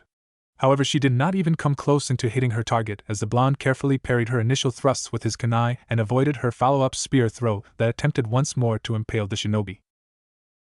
"Why, seriously, stop that. If you don't, I'm really going to beat the crap out of you." "A low-class stray devil? Don't kid yourself." Naruto furrowed his brows and clenched his teeth. "What did you call me?" She smirked, flying high above the sky looking down on the devil. "Low-class stray devil." He may have cheered up, but he was actually still a bit sore about his loss in the hands of Serorg, so calling him a low-class devil really rubbed him off the wrong way. Kalawiner chuckled rather loudly. "Did I hit a nerve, low-class?"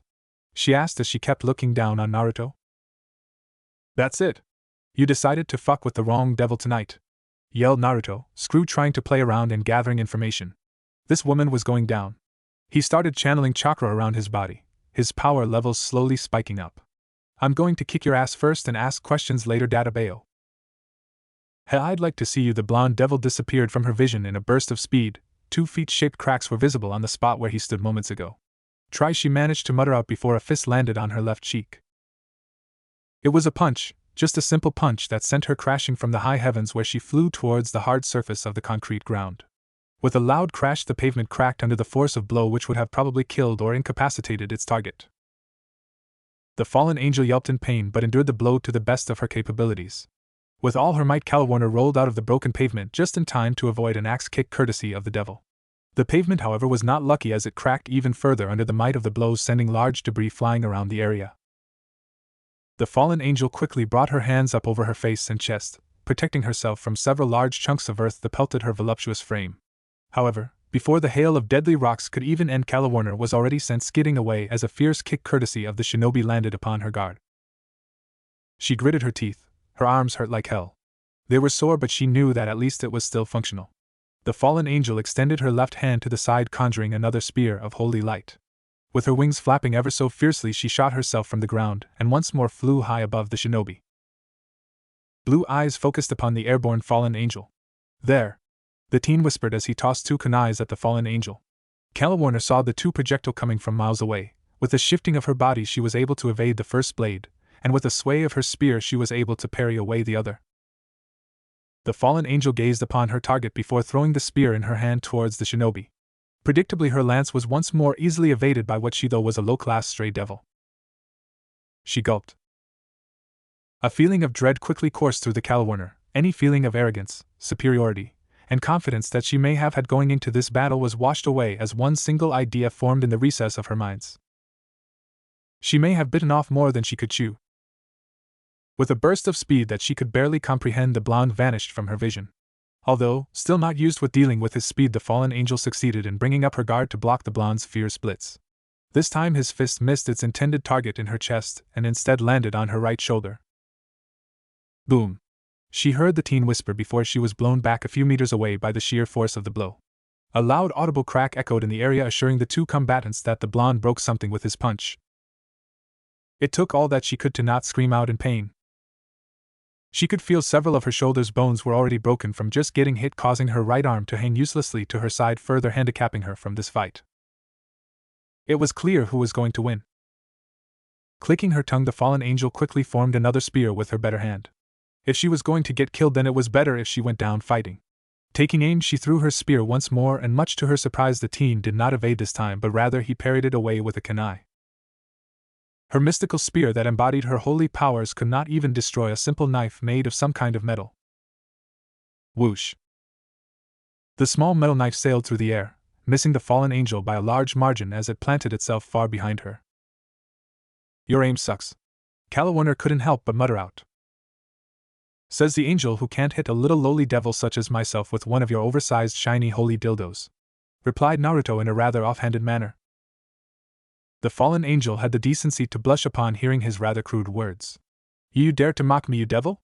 Another spear formed in her working hand. "Good comeback, really original," exclaimed the blonde as he was replaced by Log that took the deathblow in his place. "Where the hell is all these logs coming from?" yelled the fallen angel, who was at her wit's end. "There are logs everywhere, you just need to look for them." Let it be known, since his life and death encounter with the deadly Nu, the Uzumaki made it his priority to master the Kawarimi no Jutsu, substitution technique. Another kunai dropped from the blonde's sleeve, this one he tossed on the ground just a few feet in front of him. "Oh, and by the way," he smirked while his hands blurred through several hand seals. "It wasn't as like he hasn't learned any other jutsu over the course of the last 4 years. It was actually the opposite, since he learned several jutsus, and made some of his own with the help of the people residing in his mindscape. When they were not fighting, that is. Really, whoever those two really were, they'd been really helpful over the years." "What was that word? That's it." He grinned. "Checkmate." "Huh. Right, Mitsumata Denko, lightning release, three-pronged lightning," exclaimed Naruto as bluish sparks of lightning appeared on the kunai stabbed on the ground in front of the blonde, along with 2 other kunais which were embedded on the ground behind the fallen angel. Unknown to Calawarner, she was stuck right in the middle of a triangle created by the 3 steel blades. Before she could even comprehend what the blonde was planning, the fallen angel was already screaming out in pain as lightning coming from the steel blades, which acted like a lightning rod, assaulted her from 3 different locations. She was shocked for a good 10 seconds before the lightning coming from the kunais ceased. Calawarner fell on one knee almost immediately after attack. Her clothes were torn, her skin slightly burned and singed. She could feel every nerve of her body shouting at her in intense pain. She couldn't even feel the very wings she was so proud of, as it was badly burned by the attack. Ughai, retaining consciousness despite taking on the full brunt of the blonde shinobi's assault, the fallen angel heavily panted as she glared at a smiling Naruto. "You're definitely more durable than you look. I have to give you props for that." With another burst of speed, the blonde shinobi appeared in front of the Calawarner, smashing his right knee up towards her in the gut, making her entire upper body jerk upwards. The teen's left hand then lashed out, grabbing the fallen angel by her head before she could react. "Now then, I need you to come with me for some questioning, but since I know you're going to struggle until the end, then I'm going to have to knock you out."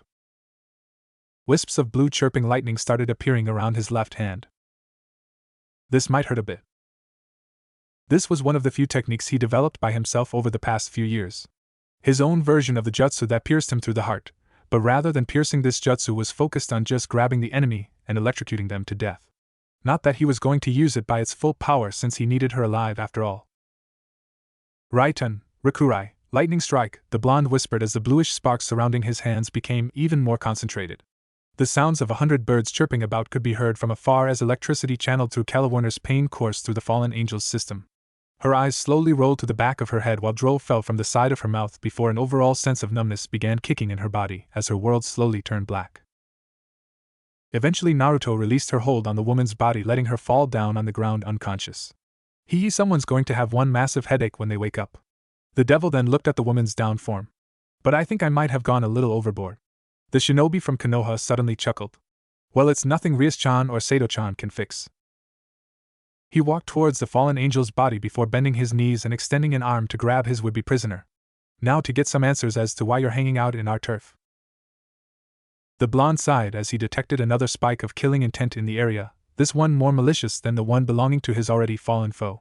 Oh, for God's sake, he cursed out, ignoring the pain coursing through his body as he quickly grabbed the woman's fainted form before using Kawarimi no Jutsu, substitution technique. Smash. This time a spear of blue light pierced through another log. The blonde flipped through the air, landing atop a nearby lamppost as he held the unconscious Calawarner in his hands.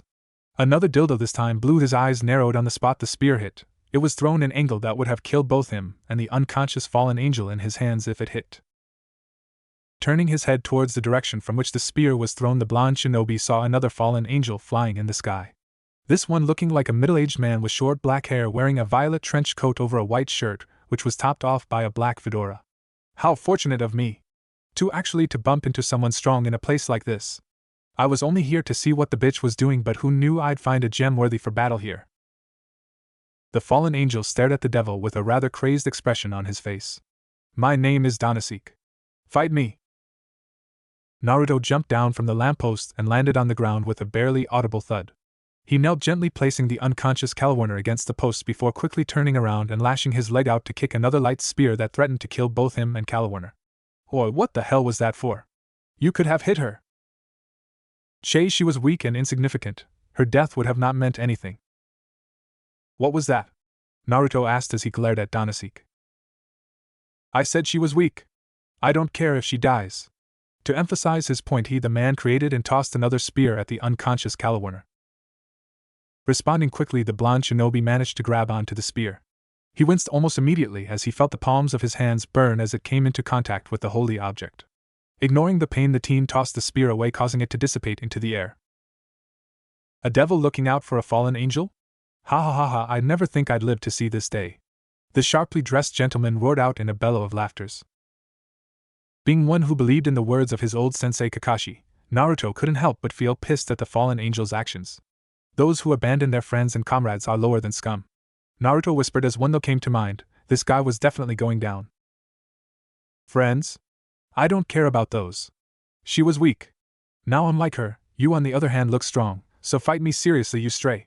The male fallen angel laughed out manically as a single blue spear formed within his hands before he dove from the sky and charged at the shinobi. If he wanted to fight, then he'd get one. Just not the one that he would have expected. Naruto inwardly smirked. Time to play with the jackass. What the hell is all with you fallen angels thinking I'm a stray devil? Naruto asked in a rather mocking tone as he quickly ran towards the fallen angel. Another kunai dropped from his right sleeve into the firm grip of his right hand. Shing. Sparks flew into the air as the shinobi's simple knife clashed against the holy spear as both combatants pushed against the other, creating a short struggle for dominance, as the two pushed their strengths into their respective blows, hoping to force the other to yield. Danasik was the first to relent. The fedora-wearing man quickly pulled his spear back before thrusting it with renewed speed, strength, and ferocity towards the shinobi. The fallen angel Danasik was faster than a regular human or shinobi, but to his eyes who had dealt with stronger and faster opponents, it was as if the fallen angel moved in slow motion. Taking one step to his right, the blonde avoided the first thrust. Swaying his body even further away, he managed to evade the second blow. Tilting his head to the left allowed him to dodge the third attack aimed for his head. Ducking down by bending his knees, he avoided getting mowed down by the shaft of the spear.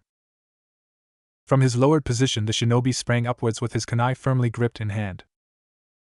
Slash. With one swift motion of his hand, he brought his kunai upon the fallen angel's face, slicing the man vertically from his cheek towards eye. However, before the kunai could pass through and damage his eyes, the black-winged fallen angel jumped back and flew up in the air. Drip. A single line of blood fell down the angel's face. Normally a person would be pissed or terrified upon the sight of someone easily wounding their face, but that was not the case for Danasik, for instead of looking afraid or angry, the man was smiling brightly. Yes, a cruel, sadistic, or rather masochistic smile that was almost perverse and orgasmic in nature. Definitely an expression fitting a battle maniac such as himself. Looking down on the shinobi, the fallen angel let out a roar of laughter as one tiny speck of blood fell from his cheek. Drop. A barely audible echo of the small droplet hitting the ground served as a signal for the two to resume their battle. Wings about flapping wildly, the fallen angel descended from the heavens. Danasik's blue spear shined an even holier hue of blue, signifying an increase in its power before he thrusted his spear rapidly towards the shinobi. Shing shing shing. Hands almost blurring in speed, the blonde shinobi parried the increasingly overwhelming attack. From below it looked as if a rain of holy blue water poured down upon him. Not wanting to get overwhelmed, the blonde shinobi channeled chakra to the soles of his feet before jumping back, away from the rain of inevitable holy death. As he jumped away, the blonde shinobi's free hand reached for the pockets of his pants and pulled out 4 shurikens that he carefully hid in his uniform. Stupid human world anti-weaponry laws. Lashing his arm, the shinobi threw all 4 projectiles with great precision towards Danasik. Whoosh! The 4 shurikens cut through the air as they approached Fallen Angel. You think using only 4 of those is enough to defeat me? The dandy-looking man asked while he prepared himself to parry the attack. Then try this. Shuriken Kage Bunshin no Jutsu, Shuriken Shadow Clone Technique, shouted Naruto. Seconds after those words left his mouth, what was once 4 measly shurikens suddenly turned into a myriad of deadly spinning metallic stars numbering at least 40. Rather than be shocked at his sudden plight, the fallen angels instead grinned, while he spun his holy spear in front of him, while also waving wish wings in a rather fierce way to block or blow away the deadly spinning stars. That's what I'm talking about, Stray. The fallen angel blocked the last shuriken before he came charging in once more, trying to impale Naruto with a thrust of his holy spear. Smash. Another log covered was impaled and destroyed by the holy spear. Danasik's eyebrows furrowed in frustration. What the hell is up with all these logs interrupting my battle? Naruto appeared behind the fallen angel, fist pulled back. Don't diss the log, muttered the blonde as he threw a single punch aimed to the face. However, instead of hitting his target, the fallen angel managed to grab him by his sleeve of his offending limb. Twisting his body to the side, Danasik tossed the shinobi up in the air. I win!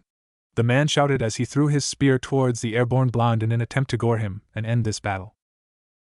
No, you don't, was the simple yet snark reply of the devil. Before the spear could even reach him, a single clone appeared by Naruto's side, grabbing the original. The clone then threw Naruto away from the spear's path, taking the killing blow in his place. Twirling the single kunai that was still in his hand, Naruto took aim and threw it, aiming for the disarmed fallen angel chest. Danasik smirked as another spear of light appeared in his hand. Clang! With a powerful swing, he not only blocked the projectile but utterly destroyed and smashed it to pieces. Ha ha ha ha ha, finally got rid of that thing, said the sharply dressed fallen angel while he laughed from the top of his lungs. Now time to kill you! Wings waving fiercely, the fallen angel soared up in the sky before charging like a mad bull towards the shinobi. Naruto internally shook his head towards his opponent's single-minded and easily predictable attacks. Then again, he was not one to talk, since he was basically the same in a sense that he just relied on his clones and Rasengan until a few years ago. Like a skilled and experienced matador, the blonde shinobi easily stepped to the side to avoid Danasik. So why do you guys keep calling me Stray? Naruto asked, as if the two of them weren't fighting to the death. I mean, is it because I dress this way? He pointed at his attire. Dodge. Is it because I'm wearing orange? Another kunai made from hell slipped from the shinobi's right sleeve. Holding the kunai in a backhand grip, the shinobi clashed it against the spear once more, making more sparks fly out in the air. Clang. You know, I've been a devil for about 4 years, and all the stray devils I've seen were boob-flashing monsters. Carefully watching the fallen angel, the blonde shinobi timed one of Danasik's charges perfectly. Slightly extending his elbow to the side, the devil managed to smash his elbow on the fallen angel's face, forcing the man to stop his assault and take a few steps back while holding his bloody nose. Naruto shook his head and shrugged his shoulders exaggeratedly. Hell, I've never even seen or heard about a male stray devil before. Danasik glared at the shinobi. Take this seriously, he cried out before tossing his spear again. Wow, this was getting way repetitive. Smash. His spear pierced another log, which saved the blonde from imminent death. So why the hell did you people think I'm a stray? Naruto asked as he appeared a few steps just left of the broken shards of his wooden savior. Gritting his teeth in frustration, the fallen angel Donasek roared out a great battle cry that echoed within the expanse of the night. Blue holy spear glowing almost ominously, the angel pointed the tip towards the blonde before rapidly thrusting it forward. Streams of blue entered the shinobi's vision. It was fast, definitely faster than before, but it was still too slow. Beowulf was definitely insanely faster than this. Sarord was faster than this. Hell, even Kiba was faster than this. Yes, to the shinobi, the fallen angel's assault was just too slow, Naruto muttered silently as he carefully dodged each blow by a hair's breadth. Come on, man, tell me why you guys keep saying I'm a stray devil? If you tell me, then I won't kill you, but rather I'll just beat you to an inch of your life for trying to kill your comrade in front of me. Deal? Speaking of Donasek's comrades, from the side of his vision, Naruto spotted another fallen angel, a blonde-haired girl wearing a gothic Lolita outfit. At first he was expecting her to join the fray and help the older-looking fallen angel in the battle, but to his surprise the blonde fallen angel grabbed the collapsed Caliwarner before quickly escaping the scene. He clicked his tongue. God damn it, she got away. He cursed once more, ignoring the great pain inflicted upon him as punishment for mentioning the name of God while also dodging the furious assault of the fallen angel. Damned girl just grabbed his hostage. Wait. Hostage wasn't the right word since it made it sound like he was the bad guy. Then again, he was a devil, so. Naruto instinctively swayed his body to the left in order to evade a thrust aimed for his heart. Oh yeah, no time to ponder on that thought. Back to the situation at hand. Back to making fun of the battle maniac. Why are all you fallen angels so rude? I've asked like 10 questions and I still got no answers. I mean, can't any of you answer a question without flinging a spear or attacking someone? Growling growled Donasek as he attacked the blonde yet again as a trickle of blood yelled from both his nose and the cut near his eye. Hi-ya! He roared out as he tried to mow down the blonde by using the entire length of his spear. The blue-eyed shinobi ducked down to avoid the entirety of the attack, like that. See, it's really rude. I mean, are all of you like these two devils? Or is it just me? He asked. Donasek brought the spear up and smashed it down towards the blonde, only to find the teen has already rolled to the side, causing him to miss completely and hit the pavement. So I guess it's me, Naruto scratched the back of his head as he stood up. If so, then damn, that sucks since female fallen angels are smoking hot.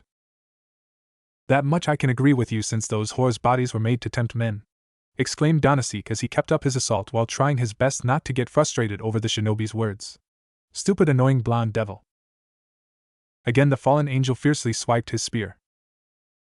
The shinobi ducked to avoid an overhead swipe of the spear. Placing his hand on the ground, the shinobi attempted a sweep, only for the fallen angel to quickly fly above the shinobi. Pointing his spear down to the earth once more, Donasek let out another flurry of blows synonymous to a rain of blue death. Shing shing shing shing shing. With his kunai held firmly in a reverse grip, the blonde redirected and parried each thrust. Damn, whatever type of metal it is they use to make his kunais are really as sturdy as hell. Note to self, order more of kunais. The shinobi thought. So mind telling me the answer, chop chop? Oh, and while you're at it, can you tell me what the fuck you're doing here? Asked the blonde as he kept parrying the man's attacks. I don't see your master around.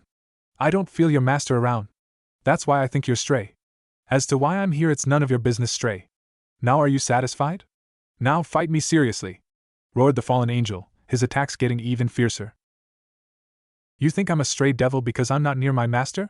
Well then, by that logic, every devil who are not in the presence of their masters are strays.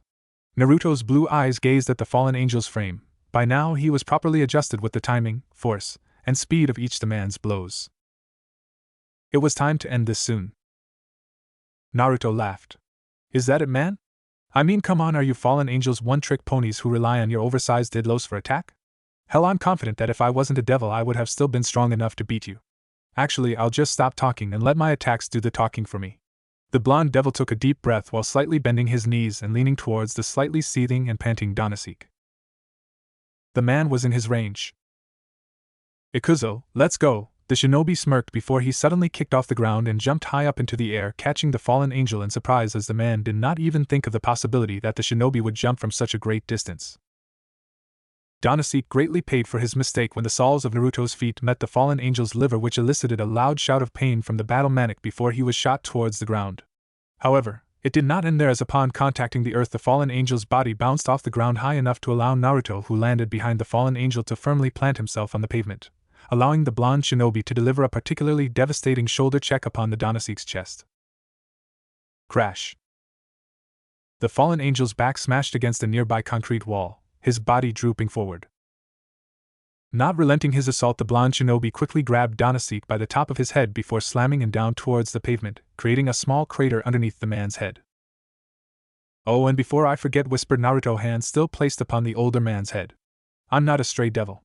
Bluish-white sparks of electricity started generating in the palms of his hand. "I'm a shinobi serving under the Gremry family." More electricity began building up within the blonde's palm. He was only moments away from releasing several thousand bolts of electricity through the dandy manshed when the man started laughing. "Gremry? If that's so, then there's no need to hold back," the man roared out as his tainted holy power started to spike up even higher. Almost immediately Naruto's eyes widened, realizing that something was amiss. Abandoning his planned attack, the shinobi quickly released his hold on the stray devil before jumped back, distancing himself from the still madly laughing Danasik. "This is the power granted to me by my lord," the man shouted as his power spiked even further. By then the blonde caught on what was the source of the fallen angel's newfound power. Instead of 2, there were 4 black wings on the man's back. The fallen angel then attacked. Whoosh! In a span of seconds, a storm of feathers from his 4 wings came flying towards the shinobi. A storm of black feathers that were more akin to sharp black daggers that soared and sliced through the air. "Okay, this is new," muttered the blonde shinobi as quickly he jumped back and crossed his arms across his chest and head while curling his knees towards his stomach, effectively defending most of his vital areas. Shing! Shing! Shing! Several of the piercing deadly blades pelted against his body, eliciting a loud clanking sound to echo about in the air. Just like a passing storm, the wave of black feathers left about destruction in its wake as the very ground that surrounded the blonde was utterly devastated. Nearby walls were cracked, several lamps posts were destroyed, there were large gashes scarred the earthen concrete, tearing it apart like it was paper. If it was not for the barrier placed onto the battlefield by the fallen angels, then it would be sure that the entire neighborhood would be in chaos upon the sounds of the battle. The feather storm eventually receded, revealing the blonde shinobi unto the world. There were no visible wounds upon his body, but his clothes on the other hand were torn rather badly. Both his pants and the sleeves of his blazer were almost non-existent at the point. The shinobi really had thank God insert intense heavenly induced shock that he was so durable, otherwise he'd look like a pincushion. Bwahahaha. What a catch, what a catch. Here I thought you were just some insignificant stray devil, an easy prey, but now I find out that you're a servant belonging to one of the 72 pillars. From the Gremry family, no less. The man roared out, his voice in disturbing ecstasy. Raising his hand, 2 large blue light spears formed behind Danasik. "I don't care anymore. If my action starts a war, then so be it. I know many of my kind would be happy to resume conflict." The 2 large spears then fell from the sky. Eyes wide, the shinobi quickly channeled his chakra towards the sole of his feet. Kicking off the ground, the blonde dashed away from the 2 spears, only to find out that the 2 were thrown for the sake of distraction, as he found himself assailed yet again by several dark feather blades. Holding his ground, the shinobi crossed his arms around his chest, defending himself from the agony of being pelted by 100 sharp feathers. Not that they were strong enough to penetrate his defenses. Indeed, the fallen angel's power sharply rose, but it was still far from even reaching the level of power where the blonde and many others currently stood. At the moment, Danasik only stood around the same level as the blonde's friends, so and by any means he should not get cocky by just landing a surprise blow on the shinobi. "Bwahaha, where is your log now?" The fallen angel kept laughing sinisterly while the shinobi froze upon realizing that 1 sharp feather passed through his guard. 1 feather that stabbed itself through his chest. 1 feather that embedded itself upon the treasure that he was hiding beneath his jacket. Crack. Naruto's jaw dropped, his eyes widened while his pupils dilated. The shinobi stared down on the single feather, as dread and fear formed in the pit of his stomach. The shinobi plucked the feather out, and to confirm his fears, the shinobi found that his CD was shattered to pieces. Limited edition collectible CD ruined. Playtime was officially over. "It's time to draw first blood in this upcoming war," Danasik proclaimed, completely oblivious to the blonde's plight. "You will be but the first of many to fall," yelled the older man as a single large spear appeared in his hand. The shinobi just kept looking at the small gash in his chest. His normally blue eyes were ominously shadowed by his hair. 4 fluttering wings were ignored as it released more feathers. "With my new power, there is no way you can defeat me. Die, servant of Gremry!" boldly proclaimed the fallen angel as he charged towards the still silent blonde.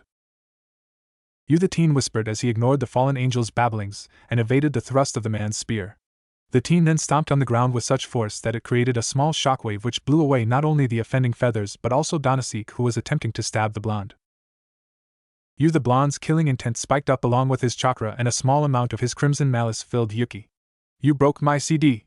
he yelled out as he pointed an accusing finger on the still airborne blood-lusted fallen angel. "So?" The fallen angel dive-bombed at the shinobi with the tip of his spear pointing at the shinobi's stomach. "You are dead, Databeo!" yelled Naruto as he swayed his upper body away from the attack's path. He then lashed his legs and kicked one of the fallen angel's wings, causing Donasik to momentarily flinch. Using this to his advantage, the shinobi quickly closed the distance and punched the sharply dressed man in the stomach. "Ugh, hi!"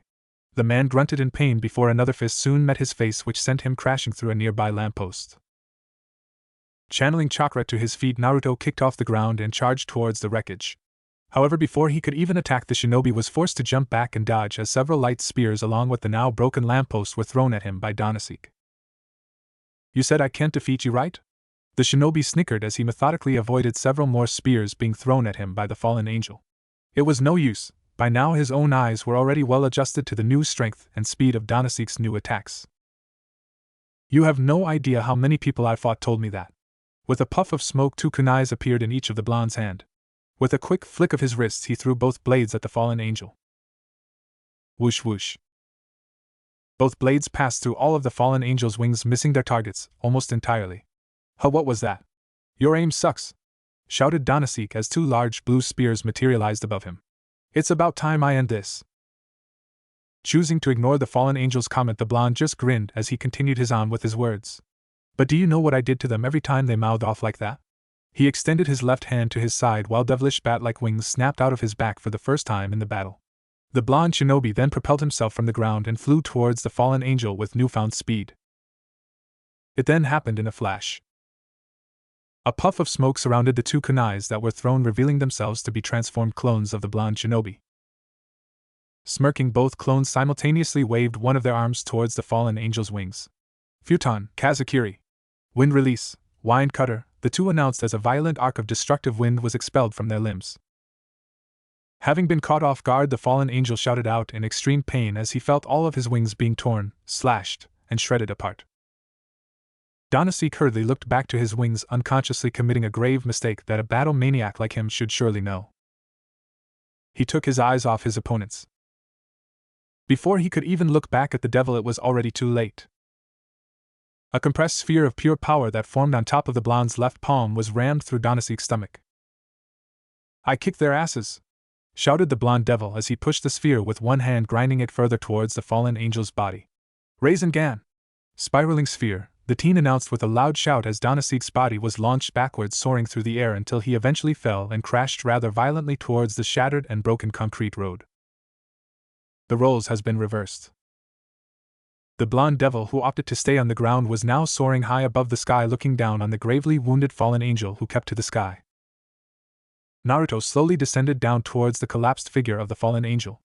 Even from high above the heavens, the blonde shinobi could see the spiral mark of his attack engraved upon the fallen angel's stomach, along with the sight of at least 3 of Donasik's wings, which were badly torn and bleeding courtesy of the blonde's blades of wind, while the last remaining wing was bent unnaturally. Landing on the ground, the shinobi heard a cough coming from Donasik. "Don't!" cried out the fallen angel as blood spilled out of his mouth due to ruptured organs in his body caused by the Rasengan. "Kill me! Now you beg to live?" Naruto shook his head disapprovingly while his 2 bat-like wings began fluttering about menacingly. "You know I've killed others before you, some of them not even deserving of death." The shinobi took a deep breath, his expression morphed into one of pure seriousness. "So tell me, do you really think I'd feel remorse in killing a battle-hungry fallen angel like you who doesn't care about their comrades and attacks others without good reason? My broken CD aside, you're a fallen angel who'd willingly start a war that can kill thousands from all 3 factions just for the sake of your own twisted happiness." He glared at the fallen devil with cold blue eyes that brought fear into the battle-crazed devil's very existence. "If I kill you, I'd actually do the world a favor." You monster!" Donasik coughed out as he desperately molded one last light spear with all his might. "If I'll die, I'm taking you with me," he shouted as he tried to stab the blonde with the spear. But much to his surprise, the blonde caught his holy spear by its shaft and pulled away from the fallen angel's grip. I'm not a monster. Despite the spear burning his hands, the young shinobi spun it around and pointed its sharp head over the shocked Danaseek's heart. I'm a devil Tubeo, exclaimed Naruto Uzumaki as he gripped firmly into the sacred weapon before he used it to stab Danaseek through the chest, impaling the man's heart with his own holy spear. The fallen angel known as Danaseek bled out and passed away within the span of a few seconds. He died with an expression of pure unadulterated fear and agony etched on his face upon seeing the visage of his demonic killer standing before him. With his death, the barrier that surrounded the area faded, revealing the scarred and destroyed streets towards the normal world. That was definitely going out of his wallet. Sighing, Naruto took one last glance on the dead body before closing his eyes and taking a deep breath. Did he feel remorse for taking a life? Of course he felt remorse. It was inherently part of his nature to feel that emotion. But there are just times when he needs to steel his heart and do what he had to do. This was one of those moments. Naruto exhaled, breathing out warm air in contrast to cool temperature. The teen then opened his eyes and found nothing left of the fallen angel, whose body turned into ashes which were then carried off by the wind. There goes getting any information from that guy, he whispered as he reached for the now broken CD beneath his blazer. Damn, I was really looking forward to watching this, he whispered rather defectively before throwing the useless piece of junk away. Normally he would be happy about defeating such a bloodthirst foe and ridding the world of more psychopaths, but he knew that it was still far from over. He could still feel another fallen angel nearby. This one felt more powerful than the three, including the one that took Calwarner, he had the pleasure of encountering. So many crows flying in the sky tonight, he muttered while turning towards the direction of the last presence. What the hell is going on here? Stated the teen before he disappeared in another burst of speed, leaving nothing but a cloud of dust in his wake. Replacing his CD can wait later. A pledge to my king. Several minutes of running underneath the night sky and following the presence of the fallen angel brought one Naruto Uzumaki in the midst of a relatively abandoned park. There wasn't really anything special about this park, rather to equate it with the word special is an insult, as it was relatively plain beyond all belief. There were plants, benches, a small fountain, making it look like most other parks in the area. It would be by all definition normal if not for the fading feeling of malice that surrounded the area, along with the heavy and thick scent of blood and iron that lingered ever so steadily in the air.